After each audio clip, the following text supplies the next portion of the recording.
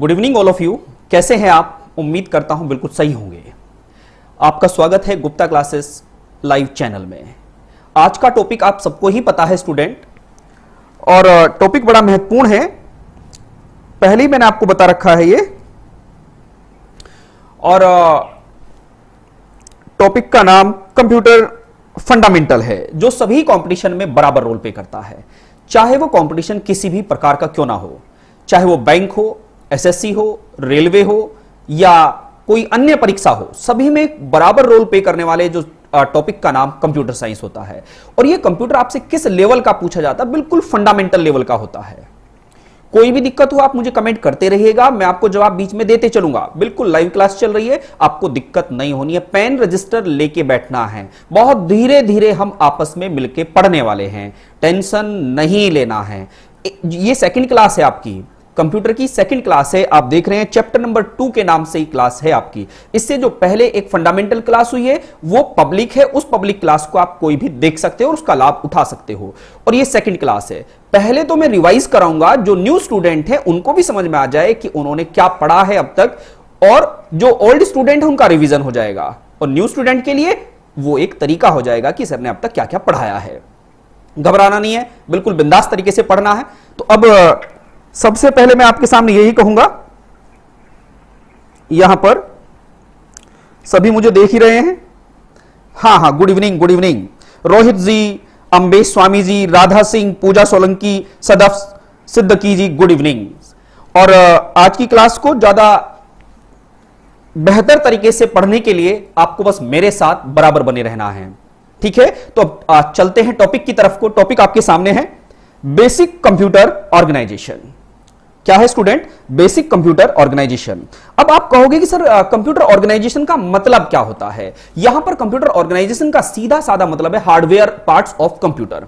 आज हम mostly discussion करेंगे कंप्यूटर के हार्डवेयर पार्ट्स पर स्टूडेंट। जो इससे पहले क्लास हुई है उसमें ओवरऑल स्ट्रक्चर मैंने आपको बताया था कि कंप्यूटर क्या होता है, कंप्यूटर वर्क कैसे करता है, कंप्यूटर के कैरेक्टरिस्टिक्स क्या होते हैं, कंप्यूटर के लिमिटेशन क्या होते हैं, कंप्यूटर में डेटा किन डिवाइसेस के थ्रू अंदर जाता है, और कंप्यूटर प्रोसेस कैसे करता है और आउटपुट हमें कैसे देता है। अब तक हमने ये पढ़ा है। तो सबसे पहले मैं वापस 1 मिनट में उसको रिकॉल कराता हूं, जो न्यू स्टूडेंट है उनको अच्छा लगेगा। तो सबसे पहले जो मैंने अब तक पढ़ाया है वो क्या पढ़ाया है स्टूडेंट? मैंने बताया व्हाट इज कंप्यूटर। कंप्यूटर क्या होता है? कंप्यूटर का मतलब क्या होता है? एक ऐसी डिवाइस जो क्या करे? कैलकुलेट करे। Computer is an electronic device which perform 2 operation. वापस सुनिएगा, कंप्यूटर क्या है? एक इलेक्ट्रॉनिक डिवाइस है जो 2 कार्य करती है। First one arithmetical operation, second one logical operation. ध्यान देना, अर्थमेटिकल ऑपरेशन क्या होते हैं? प्लस, माइनस, मल्टीप्लाई और डिवाइड, और यहीं पर square root, cube root, etcetera etcetera, जो भी साइंटिफिक कैलकुलेटर आपने देखे होंगे उनमें जो प्रयोग होते हैं। इसके बाद एक है लॉजिकल। लॉजिकल का मतलब क्या होता है? Greater than, equal to, less than, and greater than equal, less than equal to, and greater than equal to. ये सारे ऑपरेशन क्या होते हैं? लॉजिकल। और फर्स्ट वन क्या होते हैं? अर्थमेटिकल। तो कंप्यूटर वर्क क्या करता है?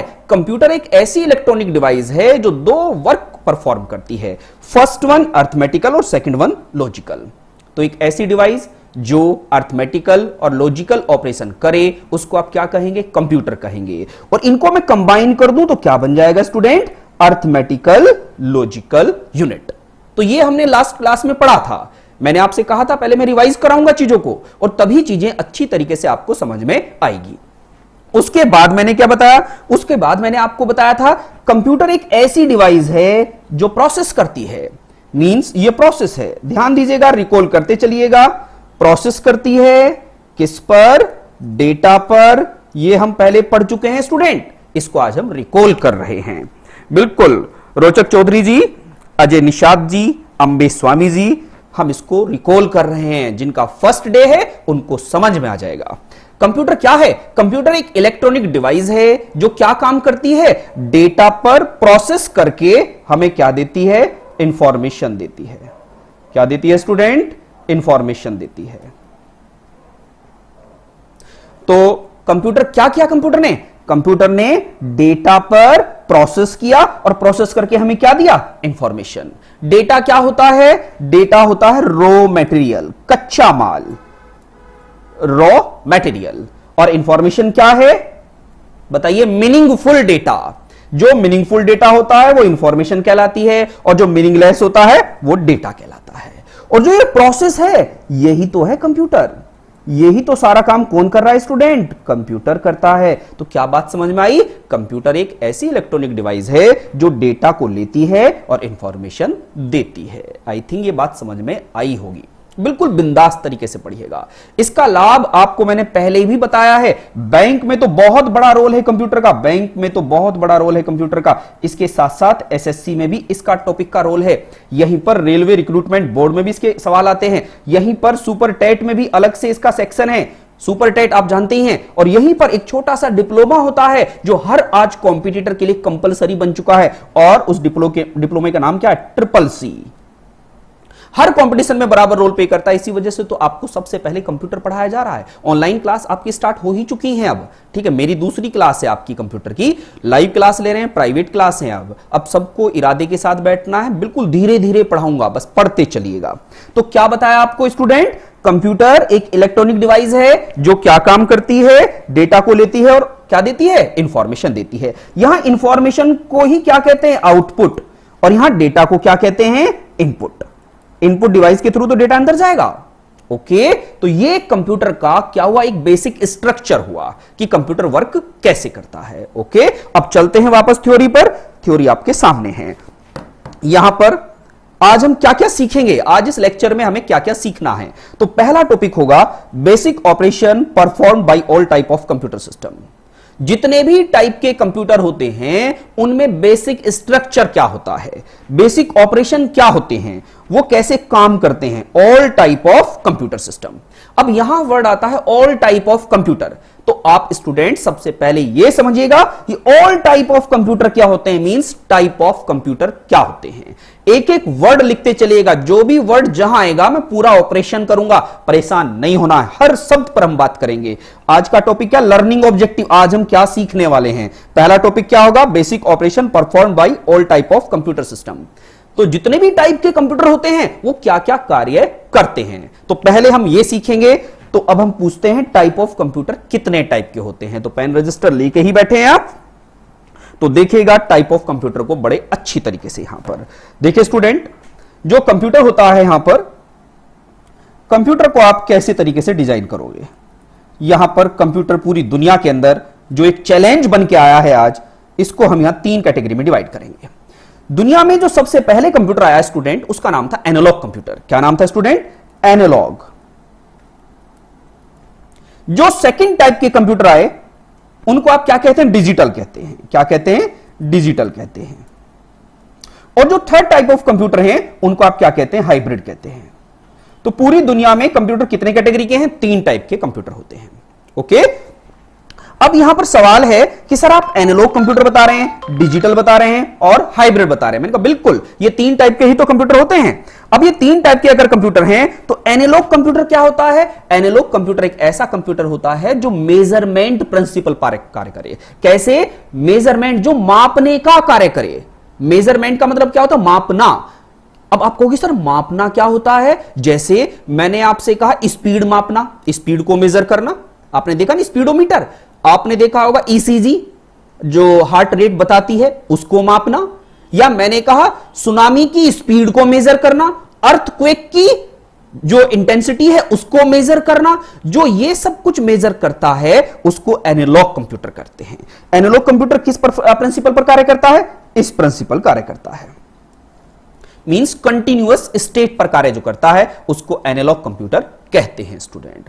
तो उसका डेफिनेशन कैसे लिखेंगे, एक किस टाइप के कंप्यूटर को एनालॉग कंप्यूटर कहेंगे। Analog computer is a computer which perform the, means क्या करेगा, मेजरमेंट प्रिंसिपल। फिर से बता देता हूं, analog computer is a computer which perform क्या स्टूडेंट, मेजरमेंट प्रिंसिपल। इसकी डेफिनेशन आगे आएगी, टेंशन मत लेना। अब यहां कहोगे डिजिटल क्या होते हैं सर, सीधी सी बात है, जो डिजिट पर कार्य करें। डिजिट क्या होती है, 0 1 मींस बाइनरी नंबर, ये बाइनरी नंबर कहलाता है। इसके बाद आपने कहा 0 to 9, इसको आप डेसिमल नंबर कहते हैं। आपने कहा 0 to 7, इसको आप ऑक्टल कहते हैं। आपने कहा 0 to 9 and A to F, इसको क्या कहते हैं? हेक्साडेसिमल नंबर कहते हैं। मींस जो डिजिट्स पर काम करे उसको आप क्या कहते हैं? डिजिटल कहते हैं। ओके, डिजिटल किस फॉर्म में होता है? डिस्क्रीट फॉर्म में, डिस्क्रीट फॉर्म में होता है। ये है डिजिटल कंप्यूटर का सिंबल। मीन 0 1 0 1 0 1, जो क्लॉक पे काम करे, क्लॉक रेट पर काम करे, उसको आप क्या कहेंगे? डिजिटल। तो डिजिटल कंप्यूटर की डेफिनेशन क्या होगी? Digital computer is a computer which perform क्या? Digital operation. जो क्या काम करता है? डिजिटल ऑपरेशन परफॉर्म करता है। ओके, और किस पर डिपेंड होता है? डिपेंडिंग ऑन काउंटिंग प्रिंसिपल, जो काउंट करने के प्रिंसिपल पर डिपेंड करे। अब हाइब्रिड क्या होता है? हाइब्रिड कंप्यूटर होता है एनालॉग प्लस डिजिटल दोनों का कॉम्बिनेशन होता है। एनालॉग कंप्यूटर और डिजिटल कंप्यूटर दोनों के कॉम्बिनेशन से जो बनता है उसको आप क्या कहते हैं? उसको बोलते हैं हाइब्रिड कंप्यूटर। आई थिंक आपको ये समझ में आया होगा। तो आपने कितने टाइप के कंप्यूटर पढ़े? यहां पर 3 टाइप के पढ़े। फर्स्ट एनालॉग, सेकंड क्या पढ़ा? डिजिटल, एंड थर्ड क्या पढ़ा स्टूडेंट आपने? हाइब्रिड। तो 3 टाइप के कंप्यूटर हो गए। हाँ जी, सृष्टि जी आपको समझ में आया? बिल्कुल, इसको क्लॉक बोलते हैं, क्लॉक बोलते हैं। रविकांत जी बिल्कुल, निखिल कुशवाहा जी। सिस्मोग्राफ, सिस्मोग्राफ से मेजर होता है क्या? अर्थक्वेक का इंटेंसिटी पता चलता है। तो बिल्कुल सही बात है, रिएक्टर स्केल आपने सुना होगा। ये एनालॉग कंप्यूटर हुआ। डिजिटल और हाइब्रिड, ये 3 टाइप के आपके सामने कंप्यूटर होते हैं। अब आप कहोगे सर इसके बाद बताइएगा, तो इसके बाद सुनिएगा आप मेरे साथ। यहां पर ये तो बेसिक स्ट्रक्चर हो गया। अब दुनिया में सबसे फास्ट कंप्यूटर कौन सा इन तीनों में से? सवाल ये पूछा जाता है। 3 ऑप्शन देने के बाद आपसे पूछता है which of the following computer is the fastest computer? इनमें से सबसे फास्ट कौन है 3 में से?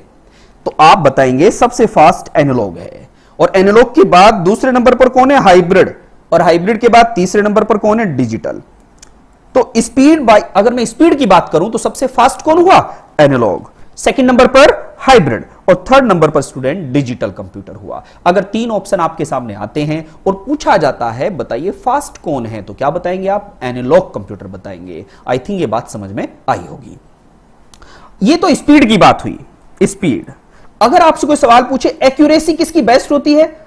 एक्यूरेसी, शुद्धता, जो सबसे बेहतर रिजल्ट दे, तो सबसे बेहतर कौन होता है student? Digital computer. Second number पर हाइब्रिड, एंड थर्ड नंबर पर एनालॉग।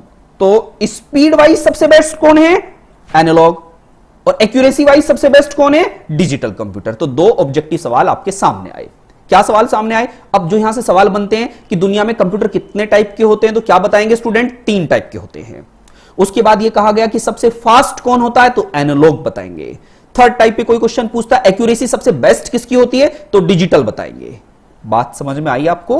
आई थिंक समझ में आई होगी। तो कितने स्टूडेंटों को यह बात समझ में आई? जल्दी बताइए, मैं आपके कमेंट पढ़ रहा हूं student. Well done, good.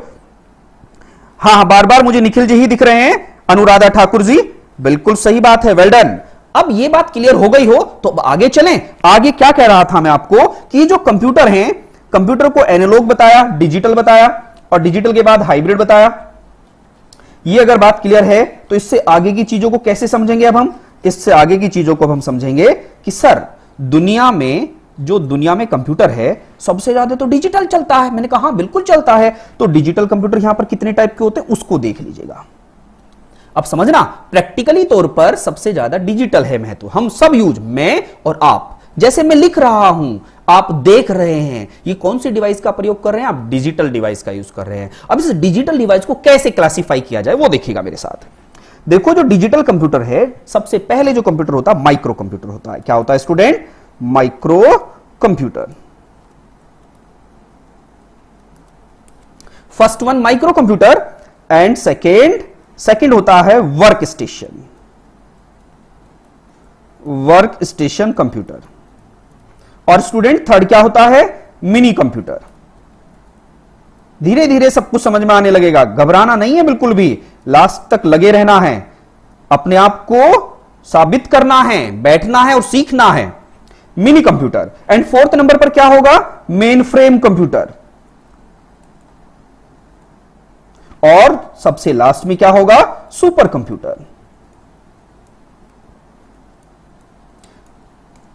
Clear है? सबसे पहले क्या हुआ, माइक्रो, सेकंड नंबर पर work station, third mini computer, fourth main frame और लास्ट सुपर कंप्यूटर। अब ये 5 कंप्यूटर हैं डिजिटल के।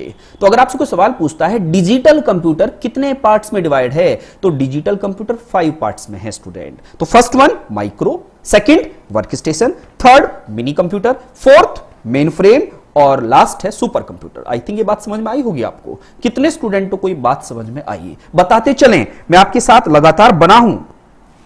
हाँ जी, पूजा सोलंकी जी बिल्कुल सही बात है, कल्पना जी बिल्कुल राइट, अजय जी।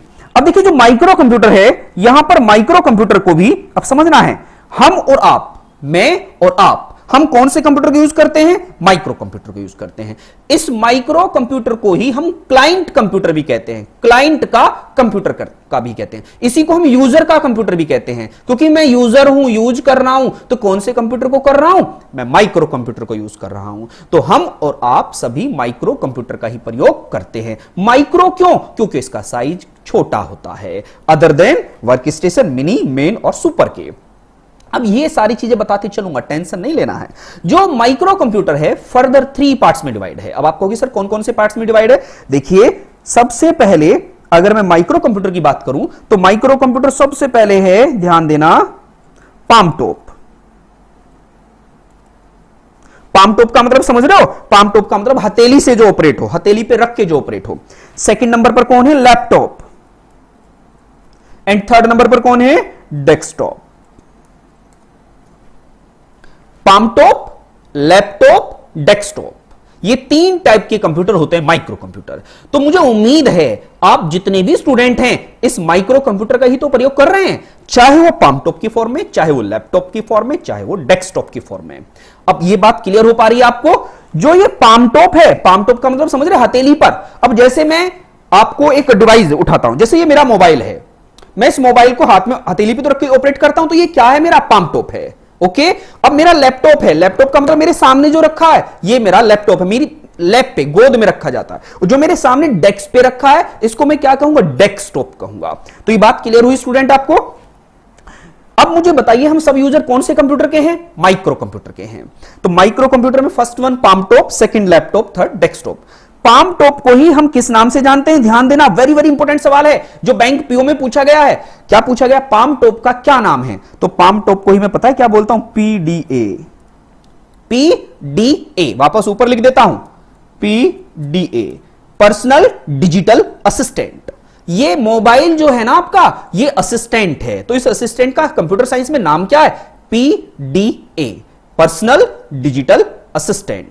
ओके, आप जानते हैं फर्स्ट क्लास जब हम सबने पढ़ा था तो मैंने सभी इंपॉर्टेंट चीजों की फुल फॉर्म आपको बताई थी। वो लेक्चर पब्लिक इस वजह से किया है कि अगर कोई नया स्टूडेंट भी आता है तो उस लेक्चर को पहले घर पे बैठ के सुने। केवल वही लेक्चर मेरा कंप्यूटर का पब्लिक रहेगा और सभी मेरे प्राइवेट लेक्चर रहेंगे अब सारे, ठीक है ना। इसकी वजह है क्योंकि मुझे क्वालिटी वाला स्टूडेंट चाहिए जो सच में पढ़ना चाहता है।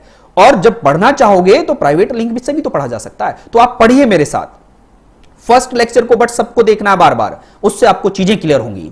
तो मैंने क्या बताया, आपका मोबाइल आपके लिए क्या है, आपका मोबाइल आपके लिए पीडीए है। पीडीए का full form personal digital assistant.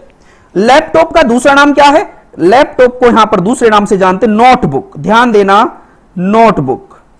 आप कहोगे सर ऐसा क्यों, क्योंकि लैपटॉप को क्या करते हो आप, लैपटॉप को नोटबुक की तरीके से क्या कर लेते हो, फोल्ड कर लेते हो, बंद कर देते हो। तो इसका मतलब क्या हुआ, नोटबुक का नाम ही लैपटॉप है, लैपटॉप को ही नोटबुक कहते हो। आई थिंक ये समझ में आया होगा। ये जो डेस्कटॉप है, इस डेस्कटॉप को ही कंप्यूटर साइंस में पर्सनल कंप्यूटर का नाम दिया गया। बोलते पीसी कि पीसी ऑन कर दे, पीसी ऑफ कर दे, तो यही स्टूडेंट डेस्कटॉप है। बात क्लियर हुई। तो आपको यह पता होना चाहिए आज डिजिटल कंप्यूटर की दुनिया में, डिजिटल कंप्यूटर में सर्वाधिक कंप्यूटर बनाने वाली कंपनी का नाम जानते हैं आप, वो आईबीएम है student, IBM, international business machine, दुनिया की सबसे बड़ी कंपनी है कंप्यूटर को बनाने में। ओके, हाँ उसके पार्ट्स बनाने वाली अलग अलग कंपनी है। जैसे कोई दिमाग बना रहा है उसका माइक्रो प्रोसेसर या सीपीयू बोलते हो, इंटेल है, ठीक है ना, कीबोर्ड के लिए इंटेक्स, वो अलग अलग ऑर्गेनाइजेशन है, लेकिन पूरा कंप्यूटर असेंबल करने में दुनिया की एकमात्र सबसे बड़ी कंपनी का नाम आईबीएम है। तो ये बात यहां तक समझ में आ रही है। बेसिक चीजें हैं, बेसिक चीजें, छोटी छोटी चीजें आपसे सवाल पूछे जाते हैं, आपसे पूछा जाता है व्हाट इज पीडीए, पीडीए का मतलब क्या है, तो पीडीए का मतलब क्या बताएंगे, पर्सनल डिजिटल असिस्टेंट। अब चलते हैं वर्क स्टेशन क्या होता है सर। देखिए वर्क स्टेशन और माइक्रो कंप्यूटर दोनों ही क्या है, डिजिटल कंप्यूटर हैं। वैसे तो पांचों डिजिटल कंप्यूटर रहनी चाहिए, बट इन दोनों में बेसिक डिफरेंस क्या है, ये दोनों ही सिंगल यूजर कंप्यूटर हैं, बट वर्क स्टेशन पावरफुल है comparing to micro computer. Work station is more powerful than micro computer. Okay, अब आप कहोगे सर मिनी कंप्यूटर क्या है। मैंने कहा मिनी कंप्यूटर क्या करता है, एक साथ 10 से 40 यूजर को हैंडल कर सकता है। मींस क्या है, समझ गए ना, ये मल्टी प्रोग्रामिंग है, मल्टीटास्किंग है और मल्टी प्रोसेसिंग है। मींस एक से ज्यादा प्रोसेस एक साथ एग्जीक्यूट करना। 10 to 40 user work at a time, 10 से 40 यूजर एक साथ जिस पे काम कर सकें वो मिनी कंप्यूटर है। इसके बाद मेन फ्रेम क्या होता है, 40 से 400 user, 40 to 400 user work at a time is known as mainframe computer. आप कहोगे सर सुपर क्या है, अरे भैया सुपर ही तो ऊपर है, सबसे सुपर ऊपर है और सबसे डुपर है, सुपर डुपर सबसे बड़ा कंप्यूटर सुपर कंप्यूटर है। अब सुपर कंप्यूटर एक ऐसा कंप्यूटर है जो पूरी दुनिया में सब देशों के पास नहीं है। स्टूडेंट, मैं एक छोटी सी कहानी बताता हूं, मेरे पास भी नहीं था ये 1998 तक, 1998 तक भारत के पास भी नहीं था, लेकिन भारत को जिसने चैलेंज किया वो खुद नतमस्तक हुआ मेरे सामने। अमेरिका ने मुझे चैलेंज किया था कि तेरी औकात है तू कंप्यूटर बना सके, और मैंने वो काम करके दिखाया था। मींस मेरे भारत के वैज्ञानिकों ने वो कार्य किया और कार्य करके दुनिया को मैंने कहा कि जिस देश पे सुपर कंप्यूटर नहीं है और वो खरीदना चाहता है तो टेंशन मत लीजिएगा, मैं मदद करूंगा, क्योंकि आज कंप्यूटर से ही तो दुनिया चल रही है। ऐसा क्यों, क्योंकि वेदर फोरकास्टिंग, मौसम का पूर्वानुमान कौन लगाता है, सुपर कंप्यूटर। सुपर कंप्यूटर बताता है, तब देश के वैज्ञानिक देश को बताते हैं कि हां आज शाम को बरसात होने वाली है, आज अर्थक्वेक आने वाला है, आज कहीं पर बहुत तेज स्टॉर्म तूफान आने वाला है या सुनामी आने वाली है। यह सब कौन बता रहा है, सुपर कंप्यूटर। इंजीनियरिंग डिजाइन, बड़े बड़े जटिल डिजाइन कौन बता रहा है, सुपर कंप्यूटर। यहां से मैं सैटेलाइट लॉन्च करता हूं, मैंने मंगलयान, मून मिशन, चंद्रयान, ये सब भेजे किसके थ्रू, सुपर कंप्यूटर के द्वारा। आज समझिएगा स्टूडेंट, जिनके पास जितने सुपर कंप्यूटर हैं वह देश उतना ही तकनीकी की क्षमता में आगे है। दुनिया में दो ही देश हैं जो सर्वाधिक सुपर कंप्यूटर वर्तमान में रखते हैं, एक अमेरिका है और दूसरा चाइना है। तो आज ये दोनों ही ताकतवर बन चुके हैं और इन दोनों की ताकत के टकराहट में ये दोनों ही लड़ रहे हैं। एक्चुअल लड़ाई किसकी है, अमेरिका और चाइना की। इंडिया को तो बीच में मोहरा बनाया जा रहा है, क्योंकि ये ताकत की लड़ाई है और दो ताकतवर लड़ रहे हैं भारत को मोहरा बना के। तो आप बात समझ में आई। आज दुनिया का सबसे फास्टेस्ट सुपर कंप्यूटर कौन सा है, लास्ट क्लास में मैंने आपको बताया था समिट। दुनिया का फास्टेस्ट सुपर कंप्यूटर कौन है, समिट है, SUMMIT। आज दुनिया का सबसे फास्टेस्ट कंप्यूटर कौन है, समिट है। और भारत का फास्ट कौन है, प्रत्युक्स। भारत का फास्ट कौन है, प्रत्युक्स बताया था आपको। ये भारत का और ये दुनिया का समिट है। इस तरीके से आपने ये बात पढ़ी, आई थिंक ये समझ में आया होगा। अब चलते हैं वापस उसी जगह जहां से हम चले थे। देखिए हाइब्रिड में कुछ नहीं पढ़ना है, हाइब्रिड में तो बस इतना याद रखना है कि सर हाइब्रिड तो एनालॉग प्लस डिजिटल का कॉम्बिनेशन है, इसी को आप हाइब्रिड कहते हो। तो ये कंप्यूटर कितने टाइप के होते हैं, ये बात आपको समझ में आ गई है। सबसे पहले हमने क्या पढ़ा, एनालॉग, उसके बाद डिजिटल और उसके बाद हाइब्रिड। फंडामेंटल क्लियर हुआ। तो स्टूडेंट सबको समझ में आया, ये कोई डाउट तो नहीं है। वेल डन, बहुत बढ़िया आप जवाब दे रहे हैं, गुड गुड।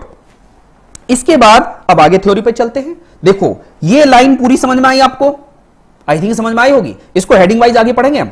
नेक्स्ट है basic organisation of the computer system, एक हम इसको पढ़ेंगे। बेसिक ऑर्गेनाइजेशन क्या होता है, बेसिक ऑर्गेनाइजेशन आगे आएगा, मैं वहां समझाऊंगा। थर्ड हेडिंग पढ़ेंगे आज हम, input unit and its function. Input unit क्या होती है और उसके कार्य क्या होते हैं।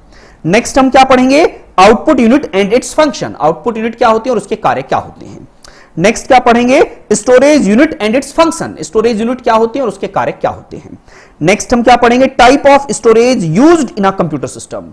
कंप्यूटर में कौन कौन से स्टोरेज आप यूज करते हो, जैसे आपने सुना पेन ड्राइव यूज करते हो, CD यूज करते हो, DVD यूज करते हो, पोर्टेबल हार्ड डिस्क यूज करते हो, और अलग से मोबाइल में चिप यूज करते हो या ब्लू रे करते हो। तो जितनी भी स्टोरेज डिवाइस है उनका हम प्रयोग कैसे करते हैं, हम इसको भी पढ़ने वाले हैं। यहीं पर और क्या पढ़ेंगे हम, यहां पर आज यहीं पर थोड़ा सा डेटा पढ़ेंगे। अर्थमेटिकल लॉजिकल यूनिट का कार्य क्या होता है, कंट्रोल यूनिट क्या काम करता है, CPU क्या काम करता है, और ओवरऑल कंप्यूटर सिस्टम क्या करता है। तो आज हम इन सभी चीजों का ब्यौरा पढ़ने वाले हैं स्टूडेंट। अब चलते हैं नेक्स्ट स्लाइड पर। आप सभी को पता है पहली हेडिंग है basic operation of a computer system. कितने ऑपरेशन होते हैं बेसिक? सबसे पहले इनपुट लेता है, फिर उसे स्टोर करता है, फिर उस पर प्रोसेस करता है, और उसके बाद क्या करता है स्टूडेंट? प्रोसेस करने के बाद आउटपुट देता है और पूरा सिस्टम कंट्रोल होता है। तो ये 5 फंक्शन आपके सामने हैं, इन 5 को पढ़िएगा। सबसे पहले क्या हुआ? इनपुट मिला, the process of entering data and it's instruction into the computer system. Inputting क्या है? एक ऐसा प्रोसेस जिसके थ्रू कंप्यूटर में डेटा इनपुट करते हो। ओके, इसको आप क्या बोलते हो? इनपुटिंग कहते हैं। उसके बाद क्या है? स्टोरिंग। उस इनपुट जो डेटा आपने दिया उसको वो स्टोर करता है। अब स्टोर कैसे करेगा?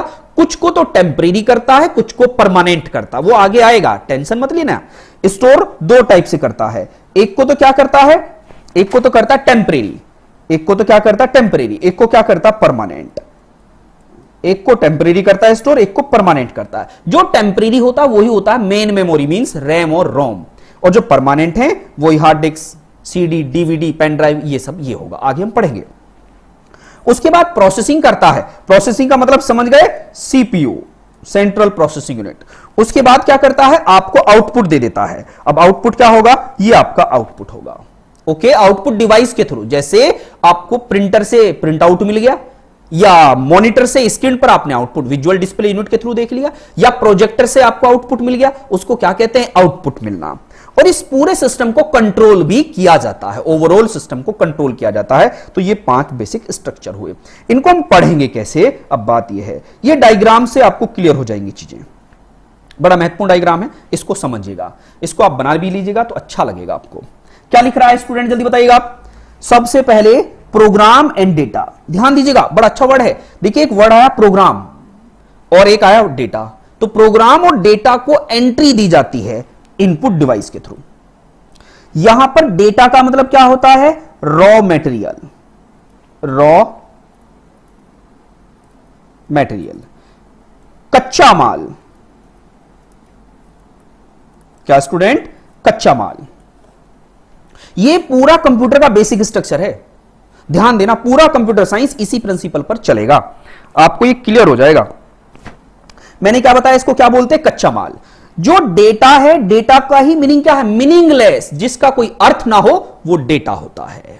ओके, अब ये इनपुट डिवाइस के थ्रू कंप्यूटर में जाएगा। अब यहां इनपुट डिवाइस, ये इनपुट डिवाइस क्या होती है आगे हम पढ़ने वाले हैं कुछ देर के बाद, टेंशन नहीं लेना। जैसे कीबोर्ड है, माउस है, जॉयस्टिक है, लाइट पेन है, टच स्क्रीन है, माइक्रोफोन है, स्कैनर है, माइक है, ब्लूटूथ है, ये सब क्या है? इनपुट डिवाइस हैं, जिनके थ्रू सिस्टम में डेटा जा रहा है। तो इनपुट डिवाइस के थ्रू डेटा, सबसे पहले ध्यान देना, वापस समझिएगा, इनपुट डिवाइस के थ्रू सबसे पहले डेटा जाएगा प्राइमरी मेमोरी में। कहां पर स्टूडेंट? Primary storage. अब ये जो प्राइमरी स्टोरेज है, यहां पर कुछ और नहीं है, जानते हो क्या है? रैम।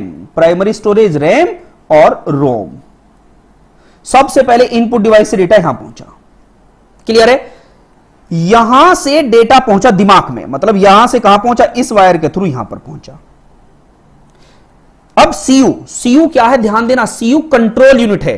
कंट्रोल यूनिट का मतलब है पूरे सिस्टम को कंट्रोल करने वाला। इसी को आप क्या बोलते हो? जानते हो? Right mind. जैसे बोलते ब्रेन, जैसे आपने सुना है सीपीयू है। अब ये सीपीयू के अंदर 2 पार्ट्स होते हैं, एक तो सीयू बोल रहे हो, एक एएलयू बोल रहे हैं। तो सीयू को क्या बोलते हो? राइट माइंड, और एएलयू को क्या बोलते हो? Left mind. ठीक है ना? आप बोलते दायां और बायां दिमाग, तो ये दिमाग है। तो कंट्रोल यूनिट कंट्रोल करता है पूरे सिस्टम को, और जो प्राइमरी से डेटा आया उसको किसको दे देता है? एएलयू को। ये मजदूर है एएलयू, जितना भी काम है। एएलयू का मतलब समझ गए? अर्थमेटिकल काम करना, सारे गणित के काम करना, मैथ के काम करना। लॉजिकल का मतलब है जहां डिसीजन लिया जाए, निर्णय लिया जाए, क्विक डिसीजन लेना, ये कौन करता है? लॉजिकल करता है। आपने देखा नहीं, रोबोट राइफल लेके खड़ा है और उसको इंस्ट्रक्शन दिया है, अगर तेरे सामने से कोई जाए क्विक रेस्पॉन्स देना, तुरंत मार देना। तो ये लॉजिकल ऑपरेशन तो है, उसका दिमाग है, तो इसका मतलब एएलयू। अब यहां पर पूरा प्रोसेस होगा, मतलब इस दिमाग में पूरा प्रोसेस होगा, और यहां से वापस डेटा, ध्यान देना, इस वायर के थ्रू प्राइमरी पे पहुंच जाएगा। ठीक है, मींस रैम पे वापस जाएगा। अगर आपने उसको सेव कर लिया Ctrl+S, तो वो चला जाएगा यहां से सेकेंडरी में, परमानेंट चला गया। अगर सेव नहीं कर रहे हो, केवल देख रहे हो, तो पहुंच जाएगा आउटपुट डिवाइस में। आउटपुट डिवाइस के थ्रू आपको दिख जाएगा, जो आपको दिखा वही तो था रिजल्ट, उसी को आप परिणाम कहते हो। यही तो पूरा कंप्यूटर है।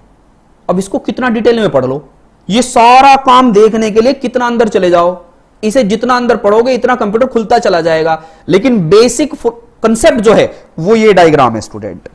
कितनों को ये समझ में आया मुझे बताएं? वेल डन, बहुत बढ़िया, गुड गुड। विशु जी, वैभव, निखिल जी, सृष्टि जी, निखिल कुशवाहा, आप बिल्कुल सही कह रहे हैं, वेल डन। ये सब चीज है, इनको आपको समझ में आया होगा। अब यहां पर जो इनपुट डिवाइस है और आउटपुट है और डेटा है और इंफॉर्मेशन है, इसे थोड़ा सा लिंक और देख लो जिससे कि चीजें समझ में आ जाए, तकलीफ में ना आए आप। तो इसे कैसे पढ़ेंगे? सबसे पहले यह समझिएगा कि सर कंप्यूटर में सबसे छोटा जो सब कुछ बनता है वो कहां से बनता है? वो सर बिट से बनता है। सबसे छोटा क्या होता है? बिट होता है। और बिट के कॉम्बिनेशन से क्या बनता है? निबल बनता है, आप सबको पता है। बिट क्या होता है? 0 या 1, और इन 0 1 के कॉम्बिनेशन से क्या बना? निबल, और निबल के कॉम्बिनेशन से क्या बना? बाइट। एक बाइट में कितनी बिट? 8 बिट। और बाइट के कॉम्बिनेशन से क्या बनता है? कैरेक्टर। क्या बनता है स्टूडेंट? कैरेक्टर बनता है। और कैरेक्टर के कॉम्बिनेशन से क्या बनता है? ध्यान देना, इंस्ट्रक्शन। क्या बनता है स्टूडेंट? इंस्ट्रक्शन। और इंस्ट्रक्शन के कॉम्बिनेशन से क्या बनता है? प्रोग्राम। और बहुत सारे प्रोग्राम के कॉम्बिनेशन से क्या बनता है? सॉफ्टवेयर। और सॉफ्टवेयर दुनिया में होते हैं 3 प्रकार के। तो डेफिनेशन समझ में आई? ये प्रोग्राम क्या था? ये जो वर्ड था ना प्रोग्राम, मुझे ये समझाने के लिए पूरी डेफिनेशन लिखनी पड़ी। इसे समझेंगे कैसे? समझिएगा, उल्टा चलिएगा, मींस राइट टू लेफ्ट चलिएगा, राइट टू लेफ्ट चलिएगा। जैसे व्हाट इज सॉफ्टवेयर? सॉफ्टवेयर क्या है? Software is a collection of program. Clear है? अब आपसे कोई पूछ रहा है व्हाट इज प्रोग्राम, तो program is a collection of instruction. अब पूछता है what is instruction, instruction is a collection of character. कोई पूछे what is character, character is a collection of byte, means byte के कलेक्शन से बनता है। कोई पूछे what is byte, byte is a collection of 2 nibble, 2 nibble से byte बनता है। और what is nibble, nibble is a collection of 4 bit, जो 4 बिट से बने। तो डेफिनेशन क्लियर हो गई। राइट टू लेफ्ट चलना, सारी डेफिनेशन क्लियर हो जाएंगी। अगर आप क्या लेफ्ट टू राइट चलोगे तो कैसे करोगे? Collection of bit is known as nibble, collection of nibble is known as byte, collection of byte is known as character, collection of character is known as instruction, collection of instruction is known as program, and collection of program is known as software. And here software divided into 3 parts. Okay, ये बात समझ में आ रही है? तो पूरी दुनिया इस डायग्राम में है, चाहे एमटेक कर लो, चाहे कंप्यूटर साइंस में पीएचडी कर लो, ये तो हर जगह है। ये एक क्या है? एब्स्ट्रैक्ट व्यू है। एब्स्ट्रैक्ट का मतलब है कंप्यूटर का छिपा हुआ हिस्सा। आई थिंक ये समझ में आया होगा। कितने लोगों को ये समझ में आया? अगर डाउट है तो कमेंट करो, मैं आपके साथ हूं, जल्दी बताइएगा। गुड़िया बालियान जी, क्या नहीं दिखा बताइए जल्दी। अगर डाउट है तो मेरे से पूछिएगा। शिवानी जी, वेल डन। अंशु सागर, दिख नहीं रहा है आपको तो लो, इसको थोड़ा सा मैं ऊपर कर देता हूं। अब आई थिंक समझ में आ रहा होगा, ठीक है, वेल डन। डाउट है तो पूछते चलिएगा, मैं आपके साथ लगा हुआ हूं। कोई समझ में दिक्कत है तो मेरे से पूछेगा। मैंने इसको थोड़ा नीचे कर दिया जिससे कि आपको समझ में आ जाए। अब दिख रहा होगा सबको। कोई भी डाउट हो, जैसा भी डाउट हो, वो मेरे से पूछिएगा, बिल्कुल बिंदास होके। मेरे सब्जेक्ट से संबंधित या जब भी हम कोई सब्जेक्ट पढ़ेंगे, कोई डाउट होता है तो बिल्कुल डाउट लेके नहीं बैठना है। एक एक कैंडिडेट का डाउट क्लियर करूंगा। कुछ भी पूछिएगा, मन में डाउट नहीं रहना चाहिए, तभी तो फायदा है यहां पढ़ने का, ठीक है, अदरवाइज कोई फायदा नहीं है। को डाउट? आशीष यादव जी, आ गया समझ में, वेल डन, गुड गुड। चलो अब आगे चलते हैं, नहीं तो रहा ना डाउट, चलो पढ़ते हैं आगे। इसके बाद आप कहोगे ठीक है सर ये तो समझ में आया, अब आगे चल लेते हैं। आगे चलिएगा, यहां पर समझिए। अब ये इनपुट डिवाइस, इनपुट यूनिट क्या होता है? मैंने बताया था 5 स्ट्रक्चर होते हैं। अब 5 को एक्सप्लेन कर लेते हैं यहां पर। इनपुट, इनपुट की डेफिनेशन पढ़िएगा। N input unit of a computer system perform the following function. Input unit computer में क्या क्या कार्य करती है? वो कह रहा है ये 3 कार्य करती है जी। फर्स्ट वन क्या है? इट एक्सेप्ट और reads instruction and data from outside world. Outside world कौन है? मैं और आप। हम कंप्यूटर में हिंदी अंग्रेजी में कुछ टाइप कर रहे हैं, तो इनपुट डिवाइस आउटसाइड वर्ल्ड से डेटा को एक्सेप्ट करती है। बिल्कुल सही बात है। नेक्स्ट, ये ऑब्जेक्टिव सवाल में दिखने वाले हैं कंसेप्ट आपको। आगे क्या लिखा है? It convert these instruction and data in computer acceptable form. जो मैं टूटा फूटा डेटा कंप्यूटर को देता हूं, वो इनपुट डिवाइस, आप जानते हो जब हम इनपुट डिवाइस कीबोर्ड पर कुछ प्रेस करते हैं, जैसे आपने कहा capital A, capital B, capital C या स्मॉल ए, या कुछ स्मॉल कैरेक्टर्स होते हैं, कैरेक्टरिस्टिक्स होते हैं उस पे, या फंक्शन की होती हैं, फंक्शन की आपने सुना होगा, या न्यूमेरिकल डिजिट्स होती हैं, या hash, at the rate, special character होते हैं। उन सबको जब हम कंप्यूटर को देते हैं तो आप ये समझिएगा स्टूडेंट, कंप्यूटर उनको उस फॉर्म में नहीं समझता, कंप्यूटर तो केवल समझता ही 0 1 है। इसका मतलब इनपुट डिवाइस उसको कंप्यूटर के समझने की फॉर्म में कन्वर्ट करती हैं। बात समझ में आई आपको? आई थिंक क्लियर हुआ होगा। थर्ड पॉइंट क्या है? It supplies the converted instruction and data to the computer system for further processing. और आगे जो प्रोसेसिंग कंप्यूटर करना चाहता है उस फॉर्मेट में एज अ इनपुट कंप्यूटर को डेटा मिल चुका होता है। क्लियर है स्टूडेंट? ये तो इनपुट डिवाइस के ये फंक्शन हो गए। ठीक, अब चलते हैं आगे। अब ये आउटपुट यूनिट का क्या फंक्शन है? आउटपुट यूनिट के भी 3 फंक्शन हैं। क्या करता है? An output unit of a computer system perform the following function. Input के बता दिया, अब आउटपुट क्या करता है जी? It accept the result produce by the computer. कहने का मतलब जो कंप्यूटर ने आउटपुट दिया है, जो उसने रिजल्ट दिया है, उसको दिखाने के लिए, देख यूजर ये किया है तूने, ये काम है, देख ले भाई, मेरा काम केवल दिखाना है, मैं दिखाने के लिए बैठा हूं। जैसे आपने प्रिंटर से प्रिंट आउट ले लिया, प्रिंटर का काम प्रिंट आउट देना है, प्रिंटर से ये नहीं पूछोगे कि भैया ये a+b=6 था, तूने a+b=4 क्यों दिया? प्रिंटर कह रहा मेरी गलती नहीं है, मुझे तो दिमाग ने जो करके दिया है, सीपीयू ने, मैं तो वो दे रहा हूं, उससे पूछ, मेरे से मत पूछ। क्लियर है? सेकंड क्या कह रहा? It convert these coded result to human acceptable form. Output device कह रही है कि मैं तो इंसानों के समझने की फॉर्म में उसे रिजल्ट दे दूंगी, मैं 0 1 0 1 नहीं दिखाऊंगा। मेरा काम है जो दिमाग ने 0 1 0 1 दिया था उसे वापस इंसानों के रीडेबल फॉर्म में कन्वर्ट करके उसे दे देना कि देख ये पढ़ ले। ओके, आगे क्या है? It supply the converted result to outside world. और मैं बाहर की दुनिया को उस परिणाम को दे दूंगा, और इस परिणाम को ही मैं क्या कहूंगा? आउटपुट कहूंगा। और उसी आउटपुट को क्या कहूंगा? इंफॉर्मेशन कहूंगा। क्या कहेंगे स्टूडेंट? इंफॉर्मेशन मींस सूचना। ये बात क्लियर है? अब आप कहोगे सर ये इंफॉर्मेशन क्या होता है? इंफॉर्मेशन को बताइएगा। तो यहां इंफॉर्मेशन को समझिएगा, यहां इंफॉर्मेशन का मीनिंग क्या है, या इंफॉर्मेशन का मतलब क्या होता है, इंफॉर्मेशन किसको कहते हैं। तो यहां इंफॉर्मेशन के कलेक्शन से क्या बनता है? इंफॉर्मेशन के कलेक्शन से बनता है फाइल। फाइल का मतलब समझे होंगे आप, जब कंप्यूटर में किसी डेटा को सेव करते हो तो फाइल का नाम पूछता है, बता इस फाइल का नाम क्या रखूं, तो फाइल बनता है। इंफॉर्मेशन के कलेक्शन से फाइल बनता है, और फाइल के कलेक्शन से डेटाबेस बनता है। ओके, और डेटाबेस के कलेक्शन से डीबीएमएस बनता है। क्या बनता है स्टूडेंट? ध्यान देना, डीबीएमएस। अब आप कहोगे कि सर ठीक है, ये हमें समझ में आ रहा है। और डीबीएमएस के कलेक्शन से क्या बनता है? आरडीबीएमएस। और आरडीबीएमएस के कलेक्शन से क्या बनता है स्टूडेंट? Data warehouse. और ये डेटा वेयरहाउस ही तो सर्वर है। डेटा वेयरहाउस ही तो क्या है? सर्वर है। तो डेफिनेशन क्या हुई? What is information? इंफॉर्मेशन क्या है? Meaningful data. इंफॉर्मेशन कुछ और नहीं है, meaningful data is known as information. जो कंप्यूटर ने रिजल्ट दिया उसी को आप इंफॉर्मेशन कहोगे। और जब सारे रिजल्ट को इकट्ठा कर लोगे तो उसका एक फाइल बन जाएगी जिसको आप कंप्यूटर में सेव करते हो, फाइल। और कलेक्शन ऑफ फाइल क्या कहलाएगी? डेटाबेस। तो ये डेटाबेस बन गया। और बहुत सारा डेटाबेस मिलकर क्या कहलाया? Database management system. क्या स्टूडेंट? डेटाबेस मैनेजमेंट सिस्टम कहलाया।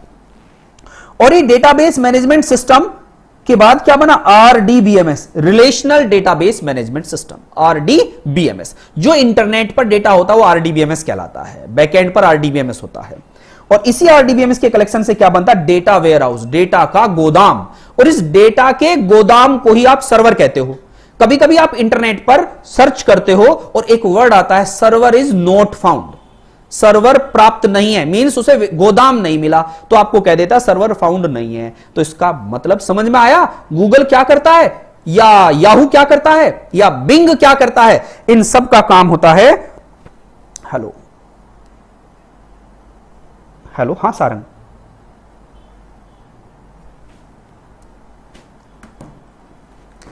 हां टेक्निकल हेड का फोन था शायद, टेक्निकल तो कोई दिक्कत नहीं आ रही है, आप मुझे बताइए स्टूडेंट सब कुछ सही चल रहा है? हमारे टेक्निकल हेड का फोन आया था, इसी वजह से मैं जानना चाहता हूं आपको विजिबल है सब कुछ, कोई दिक्कत तो नहीं है? अगर कोई दिक्कत है तो प्लीज बताइए। मानसी जी, कनक जी, गुड, ठीक है ठीक है, अब आगे चलते हैं। यह बात समझ में आई आपको? अच्छा, अब एक परीक्षा में पूछा गया example of database, means DBMS के एग्जाम्पल बताना सर, किन किन को कहते हैं डेटाबेस मैनेजमेंट सिस्टम। तो डीबीएमएस के एग्जाम्पल हैं, एक तो डीबीएमएस आप बोलते हो किसको, आपने एक नाम सुना है यहां पर, फॉक्स प्रो, क्या स्टूडेंट, फॉक्स प्रो। एक होता फोक्स बेस। ये दो एग्जाम्पल किसके हैं, ये डीबीएमएस के हैं। और आरडीबीएमएस के एग्जाम्पल क्या हैं, आरडीबीएमएस के एग्जाम्पल याद रखना, एक का नाम तो है ओरेकल, एक का नाम है माई एसक्यूएल। एक का नाम क्या है स्टूडेंट बताइएगा, माई एसक्यूएल, ओरेकल। एक होता है DB2 डेटाबेस 2, एक होता है साइबेस।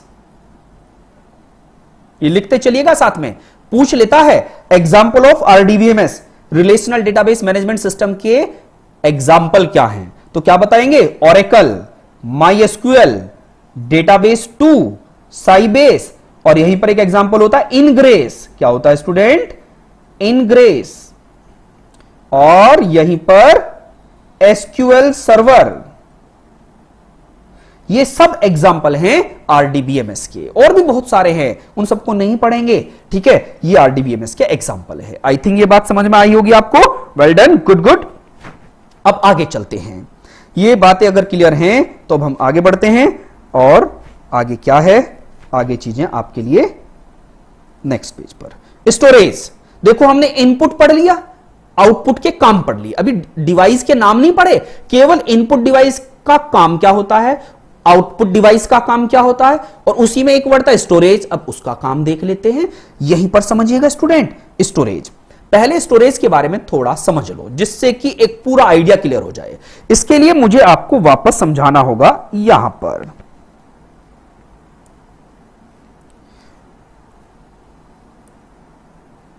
तो अब आप कहेंगे कि सर कैसे समझेंगे इसको समझने के लिए मुझे आपके सामने थोड़ा सा बताना होगा कंसेप्ट। अब ये कंसेप्ट क्या है समझिए। मैंने कहा स्टोरेज डिवाइस, लिखते चलना स्टोरेज डिवाइस। आई थिंक समझ में आ रहा है, दिख रहा है ना स्टूडेंट सबको। स्टोरेज होता है दो टाइप का, एक को तो बोलते हो आप प्राइमरी, और एक को बोलते हो सेकेंडरी। स्टोरेज दो टाइप का बताया, एक को प्राइमरी कहा, एक को सेकेंडरी कहा। प्राइमरी क्यों कहा, इसको प्राथमिक है ये, प्राथमिक। सेकेंडरी का मतलब क्या हुआ, द्वितीयक। ओके, स्टोरेज होता है दो टाइप का, एक को प्राइमरी कहते हो, एक को सेकेंडरी कहते हो। कंप्यूटर साइंस की दुनिया में इस प्राइमरी के भी कुछ अन्य नाम भी हैं और इस सेकेंडरी के भी कुछ अन्य नाम हैं, जिससे कि आपको तकलीफ ना आए, मैं पहले ही बताते चलता हूं। प्राइमरी का अदर नेम क्या है, प्राइमरी को ही आप बोलते हो मेन मेमोरी। ध्यान देते चलना है स्टूडेंट, मेन मेमोरी। इसी को ही बोलते हो आप इंटरनल मेमोरी। क्या स्टूडेंट, इंटरनल। प्राइमरी का ही नाम क्या दिया, मेन मेमोरी, और प्राइमरी को ही क्या नाम दिया, इंटरनल मेमोरी। ओके, ऐसे ही सेकेंडरी के नाम क्या है, ये जस्टिफाई करूंगा क्यों कहा गया, बस इरादे के साथ बैठे रहिएगा। सेकेंडरी का नाम क्या होता है, ध्यान देना, ऑक्सिलरी। ऑक्सिलरी का मतलब होता है सहायक, जो सहायता दे। सेकेंडरी का ही नेक्स्ट नाम क्या होता है, सेकेंडरी को ही हम एक्सटर्नल बोलते हैं। क्या बोलते हैं, एक्सटर्नल। इसी का ही दूसरा नाम होता है परमानेंट मेमोरी, परमानेंट स्टोरेज भी बोलते हैं। ठीक है, परमानेंट भी यही है, एक्सटर्नल भी यही है, ऑक्सिलरी भी यही है, और इसी को नॉन टेम्परेरी नॉन टेम्परेरी। तो ये सारे नाम किसके हो गए? सेकेंडरी स्टोरेज के हो गए। और प्राइमरी के ये दो नाम मुख्य हैं, दोनों आपके माइंड में होने चाहिए। यहां पर प्राइमरी को दो फर्दर पार्ट्स में डिवाइड किया गया। एक को आप नाम देते हो रैम और एक को नाम देते हो रोम। प्राइमरी मेमोरी प्राथमिक है, आप ये समझो। प्राइमरी ही नाम इस वजह से रखा है जिसका कोई ऑल्टरनेटिव ना हो। ऑल्टरनेटिव ना होने का मतलब क्या है? अगर रैम खराब हुई है तो रैम ही लगेगी, अगर रोम खराब हुई है तो रोम ही लगेगी, कोई ऑल्टरनेटिव नहीं है। जबकि सेकेंडरी का ऑल्टरनेटिव है, तभी तो इसका नाम है ऑक्सिलरी। अगर सीडी लेके आए मार्केट से और सीडी खराब हो गई तो डीवीडी से काम चला सकते हो, अगर डीवीडी भी नहीं है तो पेन ड्राइव से काम चला सकते हो। मींस जिसका ऑल्टरनेटिव हो तभी तो नाम सेकेंडरी है। ओके, इसका मतलब प्राइमरी और सेकेंडरी का डिफरेंस क्लियर हुआ।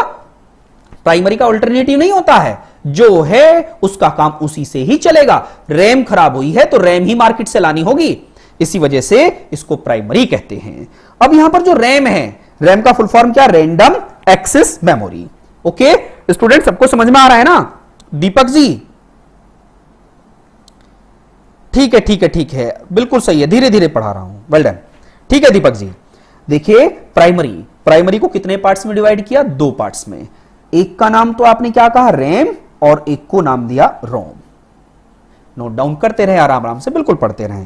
जो रैम है, रैम के भी कुछ अन्य नाम हैं। आराम से डायग्राम बनाते चलो, मैं अलग नहीं हटाऊंगा, आराम से लिख लो, टाइम दूंगा आपको करने का। रैम का फुल फॉर्म क्या होता है? Random access memory. Random access memory computer में सबसे महत्वपूर्ण मेमोरी का नाम रैम है, रैंडम एक्सेस मेमोरी। मैं आगे रैम और रोम को अलग से भी पढ़ाऊंगा, टेंशन नहीं लेना, एक एक चीज क्लियर होनी चाहिए। रैम और रोम। अभी हम रैम के अन्य नाम बता रहे हैं। रैम को किन किन नामों से जाना जाता है? क्लियर है? तो रैम को किन किन नामों से जाना जाता है? एक नाम तो read write memory, read write memory. Clear हुआ ये? अब ये रीड राइट मेमोरी जो है, यहीं पर नहीं दिख रहा होगा, मैं वापस लिख देता हूं, कोई समस्या नहीं है। मैं इसको नाम नीचे लिख देता हूं, नीचे लिखता हूं इसका नाम। रैम के जो नाम हैं, रैम को किन किन नामों से आप जानते हो? रैम का एक नाम तो होता है रीड राइट, समझना, read write memory, RW, read write memory. Student, इसी का ही दूसरा नाम क्या होता है? Volatile memory. क्या होता है? Volatile memory.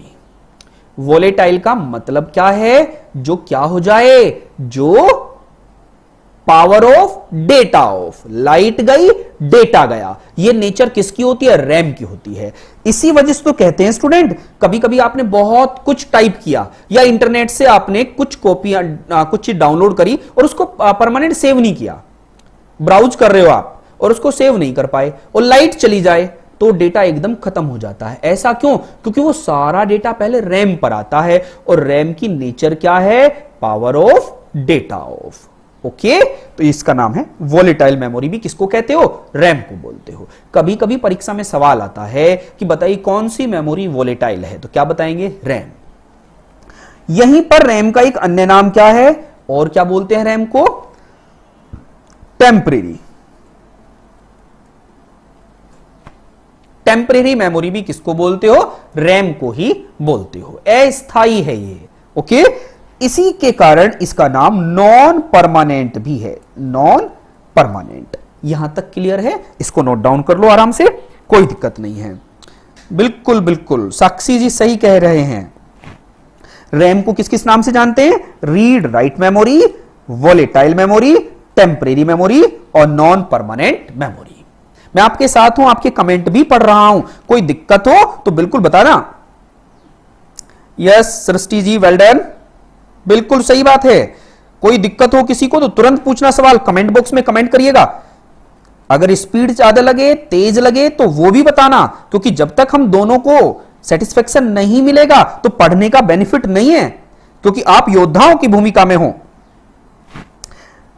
सारे वर्ड्स रैम के क्लियर हो गए? इसे रफ कर दूं? वेल डन, रफ भी कर देता हूं।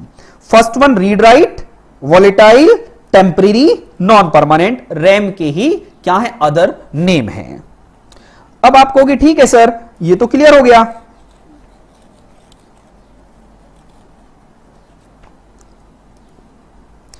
अब यहां पर रैम के दो पार्ट्स हैं।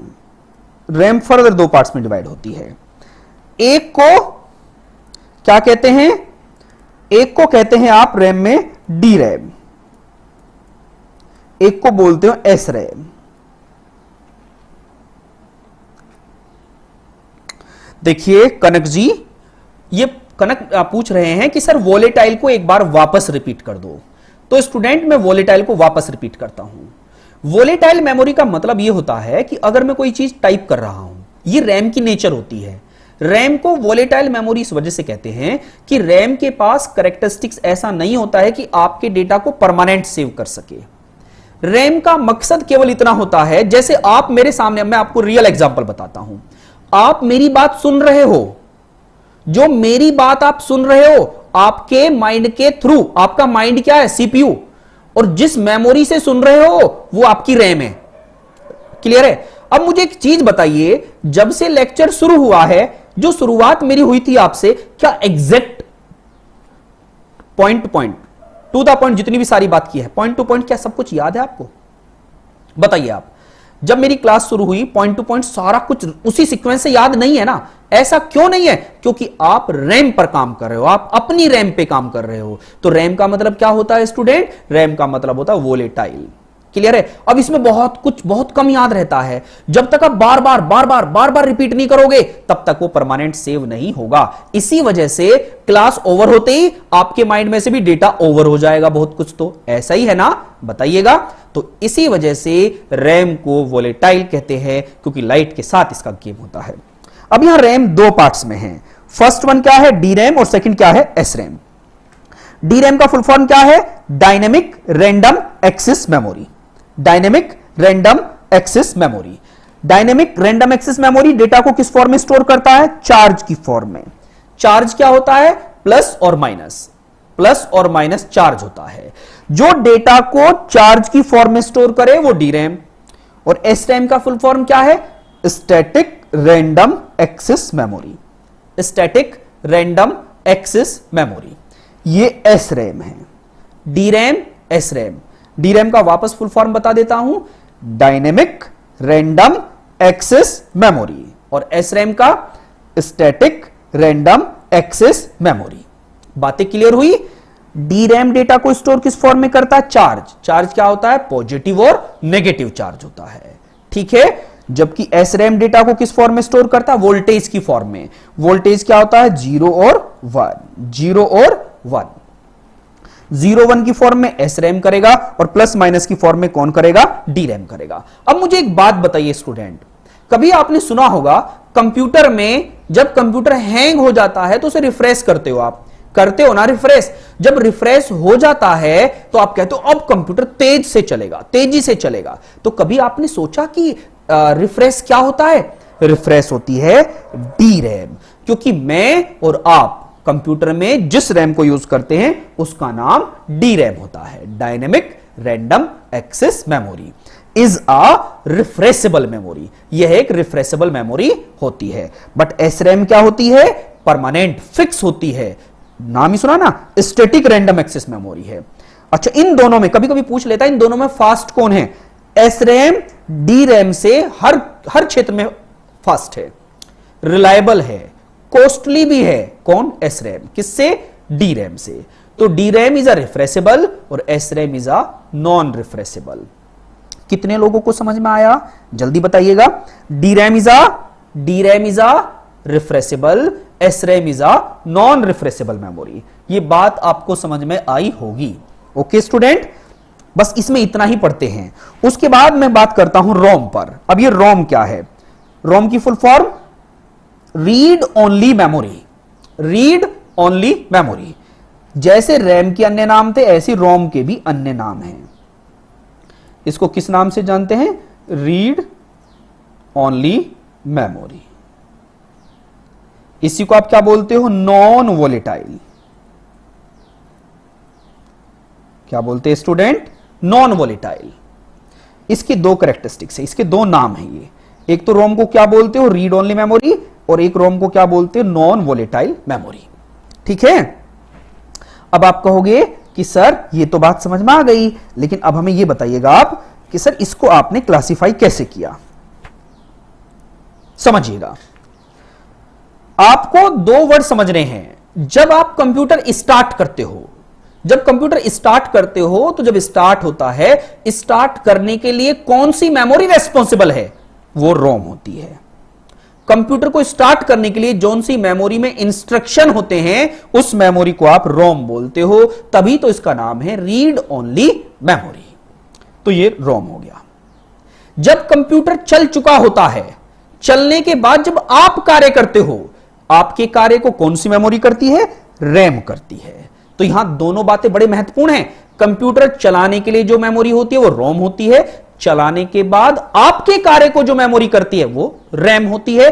इसी वजह से इन दोनों को प्राइमरी कहते हैं। बातें क्लियर हुई? बातें आई थिंक समझ में आई होंगी। रैम रोम के दोनों के फंक्शन मैंने आपको बताए। अब जो रोम है, रोम को भी यहां पर हमें दो पार्ट्स में डिवाइड करूंगा। एक को कहूंगा परमानेंट, एक को कहूंगा नॉन परमानेंट। ओके, परमानेंट यहां पर दो टाइप की होती है, पी रोम और एम रोम। पी रोम और एम रोम, ध्यान देना, मैं डायग्राम आपके सामने बना दिया है। रोम को दो पार्ट्स में डिवाइड किया गया, एक को परमानेंट कहा गया। परमानेंट में क्या होता है, पी रोम और एम रोम, और नॉन परमानेंट में क्या होता है, मींस जो इरेजेबल हो, इरेजेबल। ठीक है, अब इरेजेबल कितने टाइप की होती हैं यहां पर समझिएगा। एक तो होता है यहां पर erasable programmable read only memory, EPROM. EPROM सबकी फुल फॉर्म बताऊंगा, टेंशन नहीं लेना है। इरेजेबल जिसको मिटाया जा सके, एक तो होता है ईपीरोम, और ईपीरोम को ही यहां पर समझना दो पार्ट्स में डिवाइड किया। एक को तो किया, बस ये दो वर्ड में यहां पर बताते चलता हूं, बात खत्म हो गई है। यहां पर स्टूडेंट वापस समझिएगा, रोम, रोम की फुल फॉर्म क्या बताई थी, रीड ओनली मेमोरी। पहले समझ लो, फिर थोड़ी देर में आपको टाइम दूंगा लिखने के लिए जिससे आप लिख पाओ। रोम की फुल फॉर्म क्या है, रीड ओनली मेमोरी। रोम का अदर नेम क्या है, नॉन वोलेटाइल मेमोरी। मतलब जो इसमें डेटा है पावर ऑफ, डेटा ऑफ नहीं होगा, लाइट चली जाए बट जो रोम के अंदर इंस्ट्रक्शन है वो रोम के अंदर ही रहेंगी। ओके, अब यहां रोम को दो हिस्सों में डिवाइड किया गया। एक को आपने नाम दिया परमानेंट, एक को नॉन परमानेंट। नॉन परमानेंट ही क्या है, इरेजेबल, जिसको इरेज किया जा सके at the time of manufacturing, जब बनाई जा रही है उस समय पर कह रहा हूं मैं स्टूडेंट, आपको और मुझे परमिशन नहीं है, केवल उसी समय पर। परमानेंट के दो टाइप होते हैं, एक को आप बोलते हो पी रोम, एक को बोलते हो एम रोम। ठीक है, तो अब पूछा गया पी रोम की फुल फॉर्म बताइएगा। तो पी रोम की फुल फॉर्म क्या है, programmable read only memory. P ROM की फुल फॉर्म क्या है, प्रोग्रामेबल, लिख लेना, प्रोग्रामेबल रीड ओनली मेमोरी। ये किसकी फुल फॉर्म है, ये पी रोम की फुल फॉर्म है, प्रोग्रामेबल रीड ओनली मेमोरी। अब बात आती है एम रोम की फुल फॉर्म क्या है, एम रोम। तो एम का मतलब क्या होता है, एम से बनता है मास्क। मास्क्ड का मतलब क्या होता है, ढका होना, कवर्ड होना। आपने लगाया नहीं, मास्क लगा लेते हैं हम आप अपने चेहरे पे, तो ये मास्क है, तो इसी को बोलते हैं मास्क्ड रीड ओनली मेमोरी।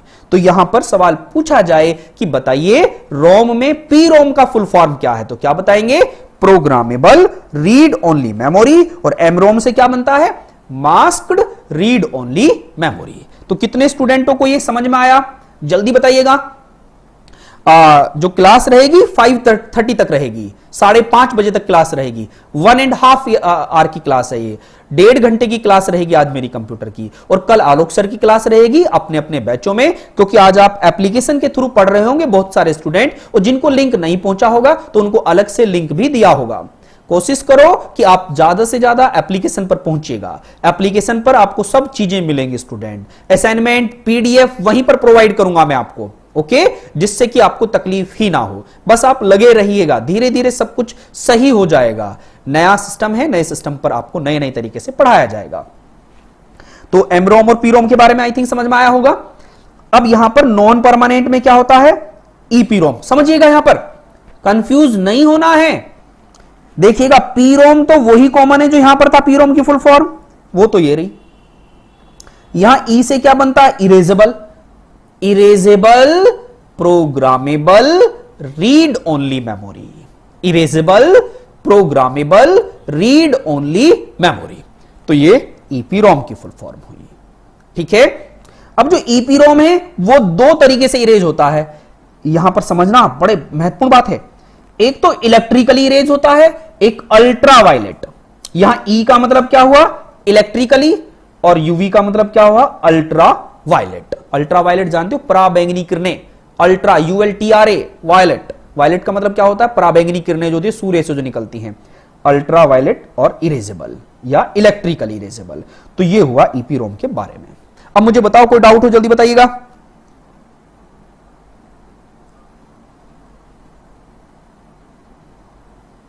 हाँ, वैभव जी, उसे आप अपडेट कर लीजिएगा, वापस अपडेट करेंगे प्ले स्टोर से तो सही हो जाएगा। अभी अगर जिसने कल वो एप्लीकेशन डाउनलोड करी होगी, वापस उस एप्लीकेशन को आप डाउनलोड करिएगा, अपडेट वर्जन दिखा रहा होगा, अपडेट कर लीजिएगा, और बस 1-2 दिन में सब कुछ सिस्टम में आ जाएगा। एप्लीकेशन, नई नई एप्लीकेशन आपको क्लियर हो जाएंगी चीजें। अब देखिएगा, ये सब कुछ समझ में आ रहा है आपको। अब मुझे बताइए, जितना आपके सामने डिस्प्ले है उसमें कोई डाउट हो तो डाउट प्लीज पूछिए मेरे से।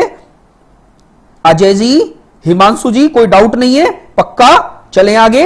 कोई भी न्यू स्टूडेंट जिसको तकलीफ हो प्लीज पूछिएगा। ठीक है साक्षी जी, उसको करते हैं उस पर, एप्लीकेशन पर भी। अभी आप ये बताइएगा, कोई डाउट तो नहीं है?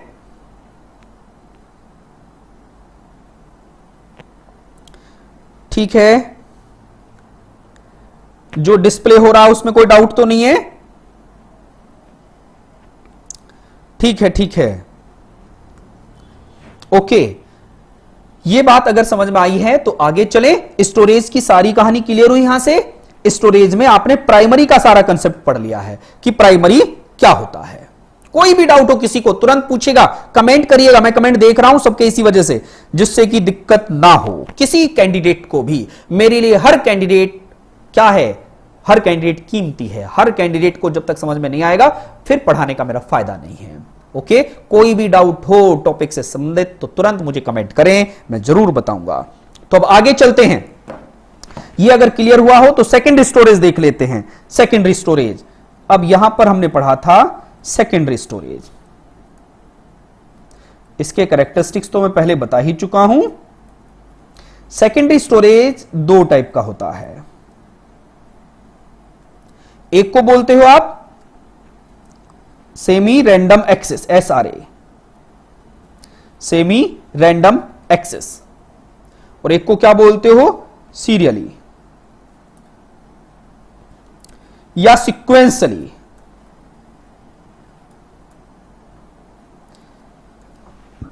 सीरियली या सीक्वेंसली और सेमी रैंडम एक्सेस।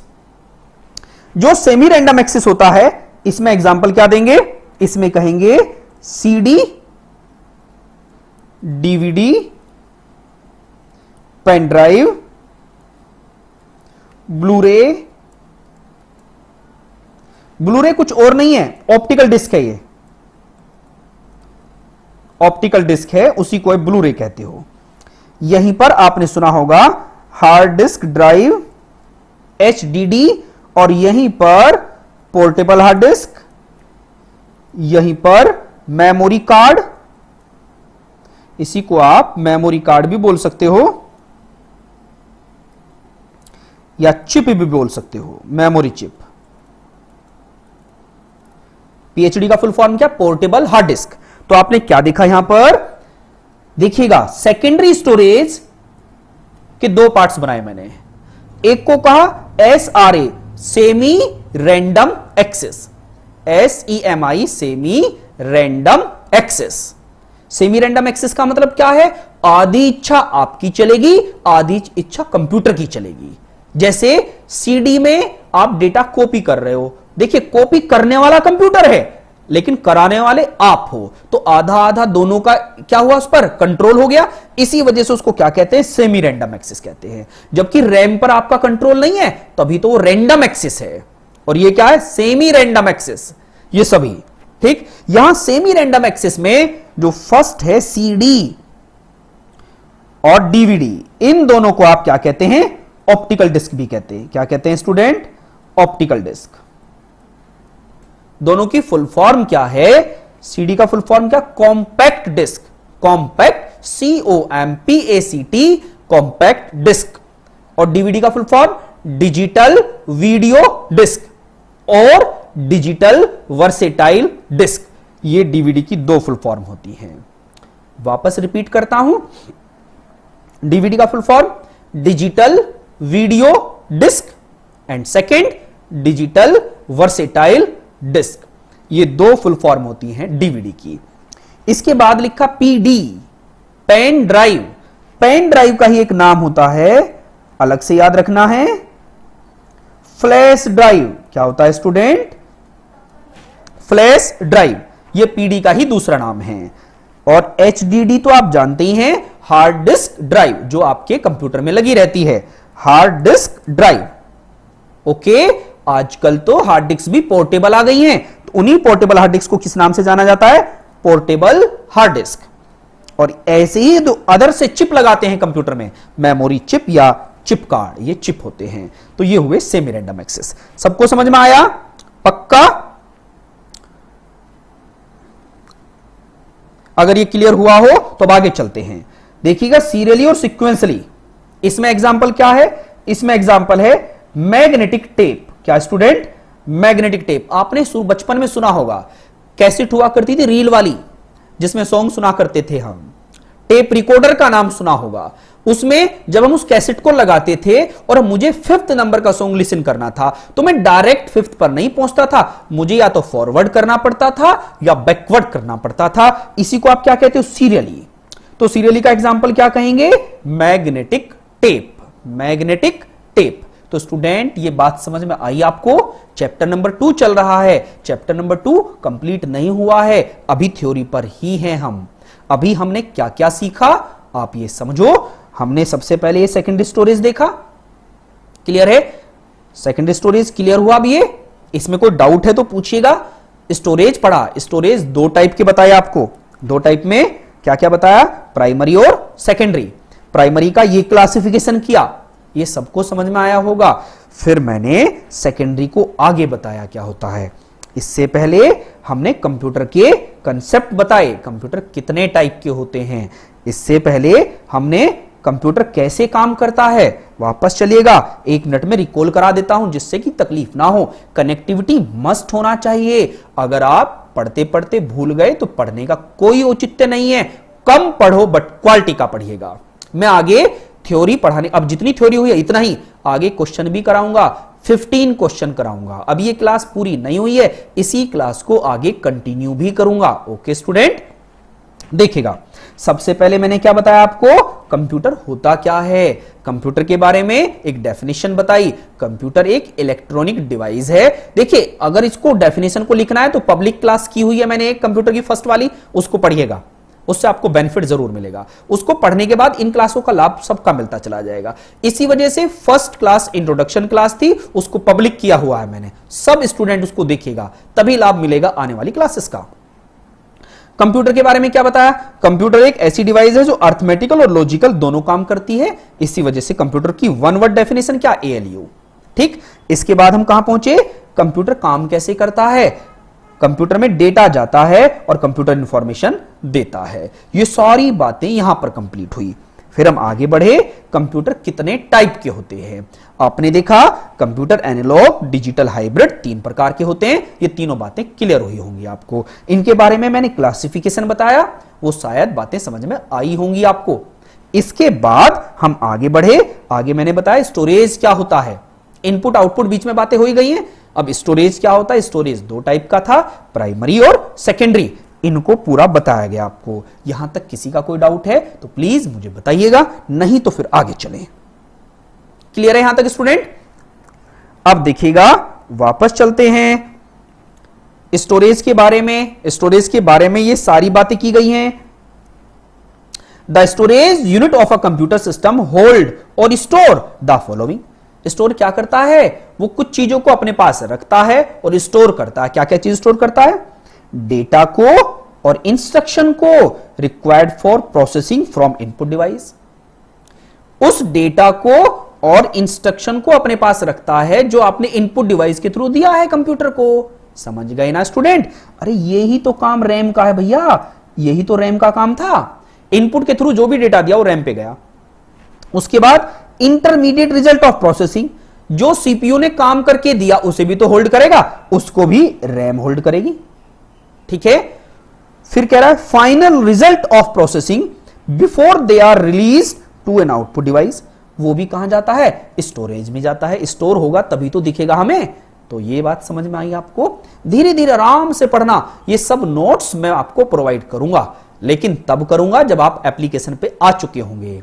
एप्लीकेशन जब काम करना स्टार्ट कर जाएगी, उसी एप्लीकेशन पे हर लेक्चर का पीडीएफ दूंगा। अभी मैं पब्लिक पीडीएफ नहीं दूंगा आपको, केवल और केवल प्राइवेट लिंक जब हो जाएंगे, सिक्योर हो जाएगा सिस्टम, मैं आपको इनकी सबकी पीडीएफ वर्जन प्रोवाइड करूंगा। टेंशन नहीं लेना है। कुछ चीजें छूट गई हो तो तकलीफ में नहीं आना है। 1 to 1 हर चीज आपको पीडीएफ मिलेगा। बस अभी एप्लीकेशन पर काम फाइनल होने दीजिएगा, क्योंकि चीजें धीरे धीरे, क्योंकि हमें क्या मिल रही थी एक एप्लीकेशन, देखिएगा मैं आपको बता देता हूं। जूम एप्लीकेशन मिल रही थी, हमने जूम को बाइकट किया, नहीं लेंगे जूम। जल्दी में क्या स्टार्ट किया? नई एप्लीकेशन ली, क्योंकि बाइकट चाइना का करना था। बहुत सारी चीजें जो हम पे हैं ऑलरेडी, अगर वो चाइनीज है तो हम उनको रिजेक्ट नहीं करेंगे, उनका तो हम काम करेंगे, लेकिन जो हम खरीदने वाले थे हम उसको तो रोक सकते हैं। आपने देखा होगा बूंद बूंद से घड़ा भरता है। अगर हम खुद इनिशिएटिव नहीं लेंगे तो हम समझा पाएंगे कैसे आपको? इसी वजह से जूम एप्लीकेशन को खत्म किया गया, नई एप्लीकेशन मंगवाई गई, बनवाई गई, उसी पे काम चल रहा है स्टूडेंट। तो आप इरादे के साथ पढ़िएगा, सब अच्छा होगा, मेहनत करिएगा। तो ये सब बातें क्लियर हुई। अब इसमें भी आगे चलते हैं। आपने कहा ठीक है सर, ये बातें हमें क्लियर हुई। अब स्टोरेज के बारे में मैंने अभी अभी बताया है, जितना वहां बताया वो यहां पर सब कुछ रिटन में है। रिटन में क्या है? प्राइमरी स्टोरेज किसको कहते हो? यहां पर ये प्राइमरी के टाइप है। Use to hold running program and instruction, use to hold data, intermediate result and result ongoing process job, fast in operation, बिल्कुल सही बात है। स्मॉल कैपेसिटी और एक्सपेंसिव, थोड़ी महंगी होती हैं, वॉलेटाइल होती हैं, बिल्कुल सही बात है। क्लियर हो पा रहा है ना? समझ में आ रहा है सभी स्टूडेंट को? तो ये सारे पॉइंट्स आपको समझ में आने चाहिए। ये प्राइमरी का मतलब समझ गए? ये प्राइमरी का मतलब रैम और रोम की कहानी बताई गई। रैम और रोम की कहानी हम पहले पढ़ी चुके हैं, वहां से आपको क्लियर हुआ होगा। ये सब नोट्स मिल जाएंगे आपको, तकलीफ में नहीं रहना है। अब आगे देखते हैं। आगे सेकेंडरी स्टोरेज। सेकेंडरी स्टोरेज की ये कैरेक्टरिस्टिक्स थे सारे। Use to hold stored program and instruction, जो भी आप परमानेंट स्टोर करते हो तो वो कहां पर जाता है? सेकेंडरी स्टोरेज में जाता है।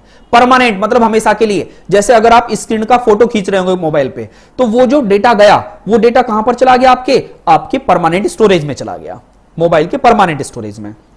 नेक्स्ट क्या है? Use to hold data in information of stored job. Next, slower than primary storage. हां, स्लो होता है भैया, रैम से स्लो होता है, रैम से स्लो होती है हार्ड डिस्क। लार्ज कैपेसिटी, हां कैपेसिटी बहुत ज्यादा होती है, आजकल तो टेराबाइट पैराबाइट में स्टार्ट हो गया। याद करो, मैंने बताया था, ध्यान दीजिएगा इधर, अगर याद आ जाए आपको। मैंने आपको क्या बताया था? सबसे पहले बिट बताया था, बिट के बाद क्या बताया था स्टूडेंट? निबल बताया था। अब याद आ रहा होगा आपको, निबल के बाद क्या बताया था? बाइट बताया था आपको। बाइट के बाद क्या पढ़ा था आपने? किलोबाइट। किलोबाइट के बाद मेगाबाइट, मेगाबाइट के बाद टेराबाइट, टेराबाइट के बाद गीगाबाइट। क्या पढ़ा था हमने? गीगाबाइट। गीगाबाइट के बाद टेराबाइट, और टेराबाइट के बाद स्टूडेंट पैराबाइट, और पैराबाइट के बाद क्या पढ़ा था? जल्दी बताइए, सबने पढ़ा था ना? एक्साबाइट, और फिर येटाबाइट। पूरा सीक्वेंस जो पहले पढ़ा है, पढ़ा था ना, जेटा बाइट, याद रखो WXYZ, ये फॉर्मेट था। क्या बताया था, याद करिएगा, पढ़िए ने, देखो पहले बिट बना, बिट के बाद निबल, निबल के बाद बाइट, बाइट के बाद किलोबाइट, किलोबाइट के बाद मेगाबाइट, गीगाबाइट, टेराबाइट, पैरा या पीटाबाइट, एक्साबाइट, जेटा, येटा, एक्सोना और वीकाबाइट। ठीक है, तो ये आप समझिएगा। ई से क्या बनता, एक्सा, जेड से क्या बनता, जेटा, और वाई से क्या बनता, येटा, और एक्स से क्या बनता, एक्सोना, XONA, और डब्ल्यू से क्या, वीकाबाइट। ये हमने सीक्वेंस आपको याद कराया था, समझिएगा। आपको क्या बताया, लार्ज कैपेसिटी होती है, बिल्कुल होती है लार्ज कैपेसिटी, ये है सारी की सारी कैपेसिटी, सारी ये सब कुछ मैंने आपको बता दिया यहां पर। ठीक है, लार्ज कैपेसिटी होती है। सबसे पहले क्या होता है, बिट होता है, और बिट के कॉम्बिनेशन से क्या बनता है, निबल बनता है, और स्टूडेंट निबल के कॉम्बिनेशन से क्या बनता है, बाइट बनता है, और बाइट के कॉम्बिनेशन से क्या बनता है, किलोबाइट, और किलोबाइट के कॉम्बिनेशन से क्या बनता है, मेगाबाइट, फिर गीगा, फिर टेरा, फिर पैराबाइट, एक्साबाइट। यहां कैपिटल, एक बात और समझिएगा, पूरे कंप्यूटर साइंस में स्टूडेंट जब भी आपको कैपिटल बी दिखे, कैपिटल बी का मतलब ऑलवेज आप बाइट समझेंगे, और जब भी आपको स्मॉल बी दिखे तो स्मॉल बी का मतलब क्या समझेंगे, बिट समझेंगे। ठीक है, कैपिटल बी का मतलब बाइट और स्मॉल बी का मतलब बिट। यहां बिट का मतलब क्या होता है, 0 या 1, और यहां बाइट का मतलब क्या होता है, 8 बिट। ये दोनों बातें याद रखनी है पूरी कंप्यूटर साइंस में। जब भी आप किसी भी स्टैंडर्ड में पढ़ोगे, स्मॉल बी क्या रिप्रेजेंट करती है, बिट, और कैपिटल बी क्या रिप्रेजेंट करती है, बाइट को रिप्रेजेंट करती है। तो ये पूरा का पूरा सीक्वेंस समझ में आया। यहीं पर क्या बताया, load cheaper that primary storage. जो जैसे आपने सुना होगा, CD है, DVD है, पेन ड्राइव है, हार्ड डिस्क है, इनकी कीमत रैम और रोम से सस्ती होती है। क्या होती है, सस्ती होती है। आगे क्या बताया, retain data even without power. कहने का मतलब क्या हुआ, लाइट चली जाएगी बट डेटा नहीं जाएगा, डेटा आपके पास ही रहेगा। समझ में आया ना आपको, मींस लाइट गए, power of but data is not of. Light चली जाए, डेटा नहीं जाएगा, तभी तो वो सेकेंडरी है। एक बात बताओ, पेन ड्राइव सिस्टम में लगी हुई है, बहुत सारा डेटा है, और कंप्यूटर आपका बंद हो जाए, क्या पेन ड्राइव का डेटा थोड़ी खत्म हो जाएगा, वो तो उसमें ही रहेगा ना।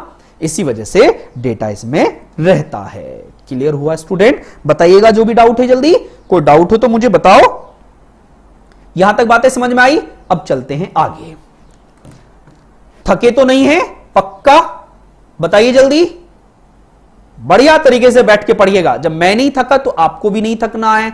हां, थोड़ा सा दिक्कतें क्या बन रही होंगी कि सर इसका अगर हमें PDF मिल जाता तो अच्छा, मैं PDF दूंगा जरूर, सब कैंडिडेट को PDF दूंगा, बट पहले आप चीजों को सीखो।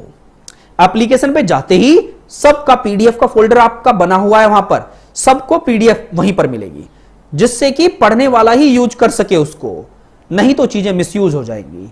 ठीक है ना, आप उनका लाभ उठाइएगा, वहां पर भरपूर मात्रा में लाभ मिलेगा। अब चलते हैं आगे। हां जी, राधा जी, गुड़िया, अनुजिंदल, पायल जी, समझ में आ रहा है ना सबको, गुड। अब ये सब कुछ होने के बाद अब आगे देख लेते हैं भैया क्या है। अब ये थोड़ी सी बात की, ALU क्या होता है, इसमें तो कोई बड़ी बात नहीं है। ALU क्या है, arithmetical logical unit. Arithmetical logical unit क्यों कहा गया इसको, हाँ एक नाम और बता देता हूं। आप सभी को पता है ना, जो CPU होता है, सेंट्रल प्रोसेसिंग यूनिट, किन किन पार्ट से मिलकर बना होता है, CU plus ALU plus register. जो कंप्यूटर का दिमाग है, CPU को क्या बोलते हैं, brain of the computer. Brain of the computer में एक तो होता है कंट्रोल यूनिट, एक होता है अर्थमेटिकल लॉजिकल यूनिट, एक होता है रजिस्टर। CU को क्या बोलते हो, राइट माइंड, ALU को क्या बोलते हो, लेफ्ट माइंड, और यहां रजिस्टर का मतलब क्या है, न्यूरॉन। क्या होता है स्टूडेंट, न्यूरॉन, लेफ्ट माइंड और राइट माइंड। यह होता है सेंट्रल प्रोसेसिंग यूनिट या ब्रेन ऑफ द कंप्यूटर। इसी को आप इन नामों से भी पहचानते हो। तो यहां पर वो बोल रहा है एएलयू का काम क्या है? एएलयू ही तो कंप्यूटर में सारा मजदूरी का काम करता है। हार्ड वर्कर एएलयू होता है और ये कंट्रोल करता है कि आपको ये काम करना है, आपको ये काम करना है। और एएलयू ये सब काम किस मेमोरी के थ्रू करता है? रजिस्टर के थ्रू करता है। अब आप कहोगे सर ये रजिस्टर क्या होता है, थोड़ा बताएं। बता देता हूं। रजिस्टर क्या है? Register is a collection of flip flop. Register जो है बहुत सारे फ्लिप फ्लॉप के कॉम्बिनेशन से बनता है। फ्लिप फ्लॉप, इनके कलेक्शन से क्या बनता है? रजिस्टर बनता है। और जो फ्लिप फ्लॉप है वो क्या करता है? 0 और 1 को स्टोर करता है। एक बिट को स्टोर करने के लिए फ्लिप फ्लॉप का प्रयोग करते हो। बहुत सारे फ्लिप फ्लॉप जिसमें बनते हैं उसको क्या कहते हैं? रजिस्टर कहते हैं। तो register is a collection of flip flop. Register बहुत सारे फ्लिप फ्लॉप के कलेक्शन से बनता है। ठीक है, ये टेम्परेरी स्टोरेज होता है। ये भी इन सबको मिलाकर, इतनों तीनों को मिलाकर क्या बनता है? सीपीयू बनता है। और सीपीयू को ही क्या बोलते हो? ब्रेन ऑफ द कंप्यूटर कहते हो। तो एएलयू के बारे में बताया गया था। अब समझिएगा एएलयू क्या करता है। Arithmetical logical unit of a computer system is place where the actual execution of the instruction take place during the processing operation. ये तो कहा जब वास्तविक प्रोसेसिंग हो रही होती है। जैसे आपने कहा कि वास्तविक प्रोसेसिंग का मतलब क्या? 2 + 2 = 4। तो इसका मतलब ये 2 + 2 = 4 किसने बताया? ये बताया एएलयू ने। ठीक है ना। तो जो वास्तविक प्रोसेसिंग होती है वो एएलयू में होती है। और इस प्रोसेसिंग को कराने वाला कौन होता है? कंट्रोल यूनिट होता है। और एएलयू इस काम को किसकी सहायता से करता है? रजिस्टर की सहायता से करता है। ओके स्टूडेंट, अब चलते हैं नेक्स्ट पर। सीयू के बारे में मैंने अभी बताया। सीयू क्या करता है? कंट्रोल यूनिट होता है, पूरे सिस्टम को कंट्रोल करता है। ये बात क्लियर हो ही गई होगी आपको। आगे चलते हैं।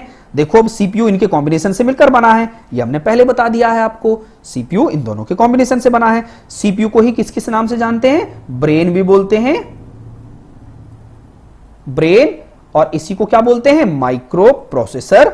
सीपीयू को ही क्या बोलते हैं? ध्यान देना, प्रोसेसर। प्रोसेसर भी इसको बोलते हैं, माइक्रो प्रोसेसर भी यही है, ब्रेन ऑफ द कंप्यूटर भी यही है। प्रोसेसर इसका नाम ही है, इसी को आप सीपीयू भी बोलते हो, सेंट्रल प्रोसेसिंग यूनिट। ये सभी नाम किसके हैं? सीपीयू के ही तो हैं। आपने नाम नहीं सुना है? i3, i5, i7, i10 या dual core, core two dual, ये सब किसके नाम है? ये सब सीपीयू के ही तो कैटेगरी हैं। अब आगे चलते हैं। The system concept. System concept क्या बोलता है? A system has following 3 characteristics. A system has more than one element. All elements of a system are logically related. All elements of a system are controlled in a manner to achieve the system goal. अब आपसे पूछा system किसको कहते हो? अब यहां system का मतलब अब तक इसमें आप इस लेक्चर में क्या सीखा? सबसे पहले मैं बता रहा था कंप्यूटर कैसे काम करता है। इनपुट डिवाइस होती हैं, स्टोरेज होती हैं, आउटपुट डिवाइस होती हैं और सीपीयू होता है। ये सब इंडिविजुअल अलग अलग हैं, लेकिन अगर मैं इन सबको इकट्ठा कर लूं तो इसको मैं क्या बोलता हूं? सिस्टम बोलता हूं। सिस्टम का मीनिंग क्या है? System is a collection of heterogeneous object. Heterogeneous object का मीनिंग क्या है? यहां पर अलग अलग ऑब्जेक्ट के कॉम्बिनेशन से जो बनता है।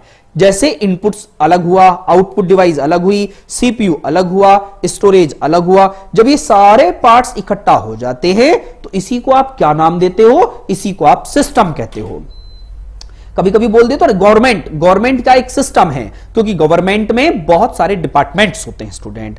तो सिस्टम का मतलब है अलग अलग ऑब्जेक्ट को इकट्ठा करना, सिस्टम कहलाता है। तो इसने यही तो कहा है। और हर सिस्टम का एक गोल होता है, ऑब्जेक्टिव होता है, और उसे अचीव करने के लिए वो पूरी ताकत लगा के रखता है। आई थिंक ये समझ में आया होगा आपको। अब चलते हैं आगे। अब तक आपने इस लेक्चर में क्या सीखा? अब देखो लेक्चर के कंक्लूजन तक जा रहे हैं। अब हम क्या सीखा? एएलयू क्या होता है ये सीखा हमने। ऑक्सिलरी क्या होता है ये सीखा। सीपीयू क्या होता है ये सीखा। कंप्यूटर सिस्टम किसको बोलते हैं इसके बारे में बात करी। सीयू के बारे में बात करी। कंट्रोलिंग मतलब सीयू क्या होता है। इनपुट, मेन मेमोरी पढ़ा, आउटपुट, आउटपुट यूनिट। ये सारी बातें हमने यहां पर आज की क्लास में पढ़ी हैं। आज की क्लास में ये टर्मिनोलॉजी हमने अंदर काम की है। देखिएगा सबसे पहले क्लास स्टार्ट हुई थी, हम क्या पढ़ने वाले थे हमने उस पर बात करी। अब हमने क्या पढ़ लिया है हमने इस पर बात करी। ये सब कुछ होने के बाद अब हम आज की क्लास में 10 सवाल करते हैं, 10 क्वेश्चन करते हैं। केवल 10। और इस क्लास को क्वेश्चन के साथ में नेक्स्ट क्लास में आगे कंटिन्यू करूंगा। Means day after tomorrow, day after tomorrow फिर मेरी क्लास रहेगी और आलोक सर की कल रहेगी क्लास। ओके स्टूडेंट, तो अब मैं चलता हूं आज के क्वेश्चंस पर। तो कितने स्टूडेंट क्वेश्चन पढ़ने के लिए तैयार हैं, प्लीज बताइए मुझे, जल्दी बताइएगा। कितने स्टूडेंट सवाल करने के लिए रेडी है मेरे साथ? 10 क्वेश्चन कराने वाला हूं, जो परीक्षाओं में आते हैं ऐसे सवाल हम करने वाले हैं आज। चलें आगे, केवल 10 मिनट में हो जाएगा। थके तो नहीं है ना आप? तो आज 10 सवाल देख लेते हैं। 10 सवाल क्या हैं? Well done. हर्षिता जी, आशी जी, आप सब रेडी हैं? दीपक जी बिल्कुल। चलो अब ये 10 सवाल देख लेते हैं आज। वो 10 सवाल हम कौन से पढ़ने वाले हैं, वो 10 क्वेश्चन कौन से पढ़ने वाले हैं। आगे आने वाले टाइम पर मैं हिंदी और इंग्लिश में आपको असाइनमेंट अलग से पीडीएफ में दूंगा, लेकिन अभी जो है मेरे साथ बस ऐसे ही पढ़ते रहिएगा आप। आज की क्लास का सवाल आपके सामने है। फर्स्ट क्वेश्चन आपको दिख रहा है। क्वेश्चन क्या है? Which type of memory holds only the program and data that the CPU is presently processing. अभी तो क्लास में पढ़ाया है, पहले मैं आपको टाइम दूंगा, वापस फिर रिकॉल करूंगा। आज 10 सवाल पढ़ने हैं। ओके स्टूडेंट, पहले खुद आप पेन रजिस्टर में जवाब लगाते चलो कि आपके अकॉर्डिंग क्या है, फिर मैं इनको एक्सप्लेन करूंगा। ओके, तो आप भी तो अपने माइंड का एक्सरसाइज करो ना मेरे साथ, ठीक है? तो चलो मेरे साथ। फर्स्ट क्वेश्चन का क्या जवाब दिया? हर सवाल को आपको ही अभी जवाब देना, बाद में मैं एक्सप्लेन करूंगा। केवल 10 सवाल पढ़ने हैं। वेल डन, बहुत बढ़िया। मैं हिंदी में ट्रांसलेट करता चलता हूं जिससे दिक्कत ना बने। वो पूछ रहा है ऐसे कौन सी मेमोरी है जो प्रोग्राम और डेटा को अपने पास रखती है जब सीपीयू प्रोसेस करता है। कौन सी मेमोरी ऐसी है जब सीपीयू काम कर रहा होता है कि प्रोग्राम और डेटा को होल्ड करके रखती है अपने पास। उस मेमोरी का नाम पूछा है स्टूडेंट। सीधा साधा सा सवाल है, तो आई थिंक आपने कर लिया होगा। अब चलते हैं सेकंड सवाल पर। देखिए, पहले मैं 10 सवाल तक लेके चलूंगा, फिर 10 सवाल एक्सप्लेन करूंगा। सेकंड क्वेश्चन, सेकंड क्वेश्चन आपके सामने दिख रहा है। A button that makes character either upper और lower case and numbers to symbol. वो कह रहा है एक ऐसा बटन है जो क्या करता है, अपर केस को लोअर केस में और नंबर को सिंबल में कन्वर्ट करता है। ऐसे कंप्यूटर में एक बटन है, उस बटन का नाम बताओ। ठीक है, तो ये 4 वर्ड हैं आपके सामने, मॉनिटर, शिफ्ट, आइकन और माउस और नन ऑफ दीज। तो मुझे बताओ कौन सा होगा। अब चलते हैं थर्ड क्वेश्चन पर। Pick the odd one. इनमें से अलग क्या दिख रहा है? इसमें कह रहा है कि एक ऐसा वर्ड है जो सिमिलर नहीं है, वो अलग है उनसे थोड़ा। तो उस वर्ड का मतलब बताइए कौन है वो। Question number 4। Program designed specifically to address general purpose application and special purpose application are called. वो कह रहा है एक प्रोग्राम को ऐसे डिजाइन किया गया है जिससे कि साधारण काम हमारे काम हो जाएं और कुछ स्पेशल काम हो जाएं।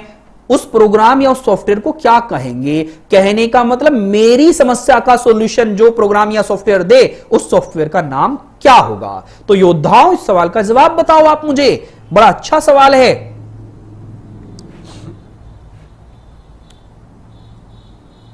तो इसका जवाब क्या आएगा आप बताइएगा। अब चलते हैं नेक्स्ट सवाल पर। A series of instruction. वो कह रहा है कलेक्शन ऑफ इंस्ट्रक्शन। समझ में आ गया ना? कलेक्शन ऑफ इंस्ट्रक्शन या series of instruction both are same. That tells a computer what to do and how to do it called. वो कह रहा है कि बहुत सारे कलेक्शन है किसका? इंस्ट्रक्शन का, जो कंप्यूटर को बताता है कैसे करना है और क्या करना है। तो ये मुझे बताना है। अब नेक्स्ट सवाल पे चलिएगा। The communication device that allow the computer to access a network is called. एक ऐसी कम्युनिकेशन डिवाइस जो कंप्यूटर को अलाउ करता है, communication device that allow the computer to access network, जो कंप्यूटर को नेटवर्क एक्सेस करने की परमिशन देता है, उस डिवाइस का नाम पूछ रहा है आपसे कि बताइए कौन है, किसके थ्रू इंटरनेट चलता है, ये पूछ रहा है आपसे। तो बताओ स्टूडेंट। नेक्स्ट क्वेश्चन आपके सामने है। a screen list of option in a program that tells you what is in that program. एक screen list of option in a program that tells you what is in that program, किस program में क्या करना है, कैसे करना है, वो सब कुछ उस स्क्रीन लिस्ट पर है। तो उसे हम क्या कहेंगे? स्क्रीन कहेंगे, आइकन कहेंगे, मेन्यू कहेंगे या बैकअप कहेंगे, या इनमें से क्या? नेक्स्ट सवाल पर चलते हैं। Dash is a data that has been organized और presented in a meaningful fashion. वो कह रहा है, ये ब्लैंक एक स्पेस दे दिया है, वो कह रहा है इनमें से कौन सा यहां पर आएगा, और फिर उसके बाद वो डेफिनेशन क्या होगी? Is a data that has been organized और presented in a meaningful fashion, मतलब जिसका मीनिंग निकले, मीनिंगफुल फैशन, जिसका अर्थ हो, उसे आप क्या कहेंगे? बात हो चुकी है पहले, बताइएगा आप। नेक्स्ट सवाल, a dash contain button and menu that provide quick access to commonly used command। Dash पूछ रहा है यहां पर क्या आएगा? जो क्या रखता है? बटन और मेन्यूज को रखता है, जो प्रोवाइड करता है quick access to commonly used command. तो बताइए स्टूडेंट क्या जवाब आएगा? ये चार ऑप्शन है आपके सामने, इनमें से आपके अनुसार क्या जवाब आएगा? मैं बताते चलूं, ऐसा ही सवाल पहले आ चुका है। और आज की क्लास का लास्ट सवाल बताइएगा आप मुझे। आप letters, numbers and symbols found on a keyboard. बहुत बढ़िया जवाब दे रहे हैं आप, Deepak ji, Himanshi, Anuradha, Sakshi ji, good good. Letters, numbers and symbols found on a keyboards are. Letters हैं, नंबर्स हैं और सिंबल्स कहां पर? कीबोर्ड पर जो ये होते हैं उनको क्या कहते हैं? आज की क्लास के 10 सवाल हुए, तो मुझे उम्मीद है कि आप इनके जवाब देंगे। अब चलते हैं क्वेश्चन नंबर फर्स्ट पर वापस। तो स्टूडेंट, क्वेश्चन नंबर फर्स्ट आपके सामने है। अभी मैं केवल इनको थोड़ा थोड़ा एक्सप्लेन करूंगा, नहीं तो क्लास बहुत लंबी हो जाएगी। Which type of memory hold only the program and data that the CPU presently processing? ऐसी कौन सी मेमोरी है? आपको पता होना चाहिए। जो CPU होता है, CPU always communicate with RAM। CPU always communicate with RAM। CPU हमेशा RAM से ही तो कम्युनिकेट करता है, तो इसका मतलब इसका जवाब क्या आएगा? रैम आएगा। Okay student. अच्छा, आप कहोगे सर सीमोस, रोम, रैम, इनका फुल फॉर्म क्या है? इनको हम आगे क्लास में पढ़ते रहेंगे, आप मेरे साथ चलते रहिएगा। तो इस सवाल का जवाब क्या आएगा? रैम आएगा। आप सेकंड क्वेश्चन का जवाब बता देता हूं। अब बटन, एक ऐसा बटन जो कैरेक्टर को अपर और लोअर केस और नंबर को सिंबल में बदल देता है, उस बटन को शिफ्ट की होता है। क्या नाम होता है स्टूडेंट? शिफ्ट की। टेंशन मत लेना, अभी तो मैं ऐसे ही करूंगा, नेक्स्ट क्लास में केवल ये क्वेश्चन करूंगा। ये 50 सवाल का असाइनमेंट है, 50 सवाल में पूरा कंप्यूटर हिट हो जाएगा। उस असाइनमेंट को मेरे साथ मन से पढ़िएगा। 50 सवाल में पूरा कंप्यूटर प्लस माइनस हो जाएगा, बस बने रहिएगा। अभी केवल आंसर जवाब दे रहा हूं, नेक्स्ट क्लास में एक्सप्लेन करूंगा 1 by 1। नेक्स्ट है third question, pick the out one. इसमें अलग सा क्या दिख रहा है आप समझते हैं? माउस, स्कैनर और कीबोर्ड। माउस, स्कैनर और कीबोर्ड, ये तो तीनों इनपुट डिवाइस हैं, ये तो तीनों इनपुट हैं। केवल अलग से क्या दिख रहा है? प्रिंटर। प्रिंटर क्या है? आउटपुट डिवाइस है स्टूडेंट। अब चलते हैं, इसका जवाब क्या आएगा? प्रिंटर आएगा। नेक्स्ट सवाल है आपके सामने, program designed specifically to address general purpose. देखिए, आपके काम और मेरे काम के लिए उस प्रोग्राम को बनाया गया है, उसको आप क्या कहेंगे? Application software. क्या कहेंगे स्टूडेंट? एप्लीकेशन सॉफ्टवेयर कहेंगे। ठीक है, अब चलते हैं नेक्स्ट पर। A series of instruction that tells a computer what to do and how to do is called। बहुत सारे इंस्ट्रक्शन का कलेक्शन है, तो उसको क्या कहते हैं आप? प्रोग्राम। अभी तो कुछ देर पहले डेफिनेशन पढ़ी थी, collection of instruction is known as program. तो इसका जवाब क्या आएगा? प्रोग्राम आएगा। नेक्स्ट सवाल पर चलते हैं। The communication device that allow the computer to access a network is called. देखिए, जब आप घर में इंटरनेट चलाते हो तो क्या यूज करते हो? क्या करते हो? ध्यान देना स्टूडेंट। अच्छा, एक बात जरूर याद रखिए, अगर ये कार्ड नहीं होता तो इसमें क्या जवाब आ जाता? मॉडेम आ जाता। ठीक है, आप याद करो, एनआईसी के बारे में बताया था मैंने, एनआईसी। अब यहां पर कार्ड दे दिया तो मॉडेम कोई कार्ड नहीं होता है, तो कार्ड क्या होता है? नेटवर्क होता है। तो यहां क्या आएगा? Network interface card, NIC, network इसका जवाब क्या आएगा? इसका जवाब फोर्थ आएगा। बहुत सारे स्टूडेंट इसका जवाब ए लगाए होंगे, जो कि थोड़ा गलत है स्टूडेंट। इसका एग्जैक्ट जवाब क्या आएगा? नेटवर्क आएगा। हां, मॉडेम आता अगर ये अगर ये नहीं होता, अगर कार्ड नहीं होता तो इसका जवाब क्या आता? मोडेम आता। लेकिन अब यहां पर कार्ड लिखा है, तो कार्ड है तो इसका जवाब क्या आएगा? Network interface card. अब चलते नेक्स्ट सवाल पर। इसका जवाब क्या आएगा student? Screen list of option in a program that tells you what is in that program. क्या कहेंगे उसको? मेन्यू। क्या होता है स्टूडेंट? मेन्यू। मेन्यू पे तो होती सब चीजें। अब चलते हैं नेक्स्ट सवाल पर। आप सभी को तो बताया है, is data that has been organized, organized है, व्यवस्थित है, और जिसका कोई मीनिंग हो तो उसको क्या बोलते हैं? इंफॉर्मेशन बोलेंगे। क्या आएगा स्टूडेंट? इंफॉर्मेशन आएगा। नेक्स्ट सवाल, dash contain buttons and menu that provide quick access to commonly used command. तो इसका क्या जवाब आएगा स्टूडेंट? देखिए वो बटन भी रख रहा है और मेन्यू भी रख रहा है। जब बटन और मेन्यू इकट्ठा हो जाता है तो क्या बन जाता है? Tool bar. क्या आएगा स्टूडेंट इसका जवाब? Tool bar. और आज की क्लास का लास्ट सवाल स्टूडेंट, लास्ट सवाल क्या है? Letters, numbers and symbols found on a keyboard. क्या कहेंगे इसको? लेटर्स, नंबर्स एंड सिंबल्स, इन तीनों को क्या कहेंगे हम? कीज कहेंगे। क्या कहेंगे? कीज कहेंगे, जो कंप्यूटर में कीबोर्ड पर कीज होती हैं। तो आज की क्लास में 10 सवाल आपने पढ़े।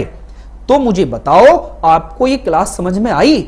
और कुछ सजेशन के लिए अब मैं आपसे बात कर लेता हूं। कोई डाउट हो तो डाउट ले लेता हूं, कमेंट करो स्टूडेंट जल्दी जल्दी। मैं आपके साथ बना रहूंगा 5 मिनट, अभी आपके साथ 5 मिनट आपके साथ हूं। मुझे बताओ कोई डाउट हो आज की क्लास में तो वो डाउट बताइएगा।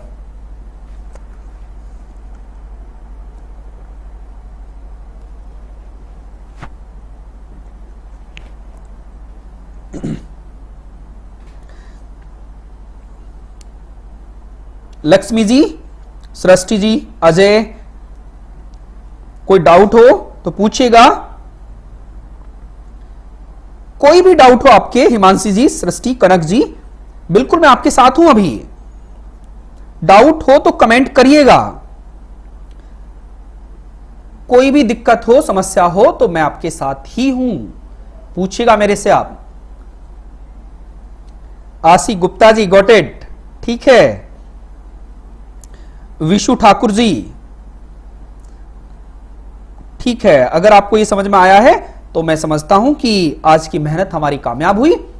और इस बीच में आपको कुछ अच्छे अच्छे जो टॉपिक हिंदुस्तान और विदेशों से संबंधित चल रहे हैं उनकी भी मैं क्लास आपको प्रोवाइड करूंगा, उनका भी लाभ उठाइएगा। और ये जो क्लास, ये तो प्राइवेट है ही, कोई डाउट है तो मेरे से आप पूछ सकते हैं। नहीं है, हाँ, आने वाले टाइम पर इनका पीडीएफ मैं एप्लीकेशन पे प्रोवाइड करूंगा, जो एप्लीकेशन गुप्ता क्लासेस की है उसी पर। अब मिलते हैं डे आफ्टर टुमारो। और सर क्विज का सही टाइम बता दीजिए, कभी कभी नहीं आती। हाँ रोचक जी, देखिए अगर क्विज दिन में कोई वीडियो डल गई, जैसे आज मैंने एक क्विज दिन में डाली थी थ्योरी टाइप में, वो अभिषेक सर जी की क्विज थी जिसको मैंने कुछ फॉर्मेट करके आपको प्रोवाइड किया था, तो उसका लाभ आप उठाइएगा। आने वाले टाइम पर मैं आपको क्विज और भी अच्छी दूंगा। लेकिन आप सब नहीं पढ़ते हैं, दिक्कत यह है। अगर सभी पढ़ोगे तो मैं फिक्स टाइम कर दूं उसका, ठीक है ना? तो सही है, मैं आगे आने वाले टाइम पर 9 o'clock ही सही करूंगा। ठीक है रोचक जी, 9 o'clock ही मिलेगा आपको। आज की क्लास के लिए इतना ही। अब मिलते हैं नेक्स्ट क्लास में।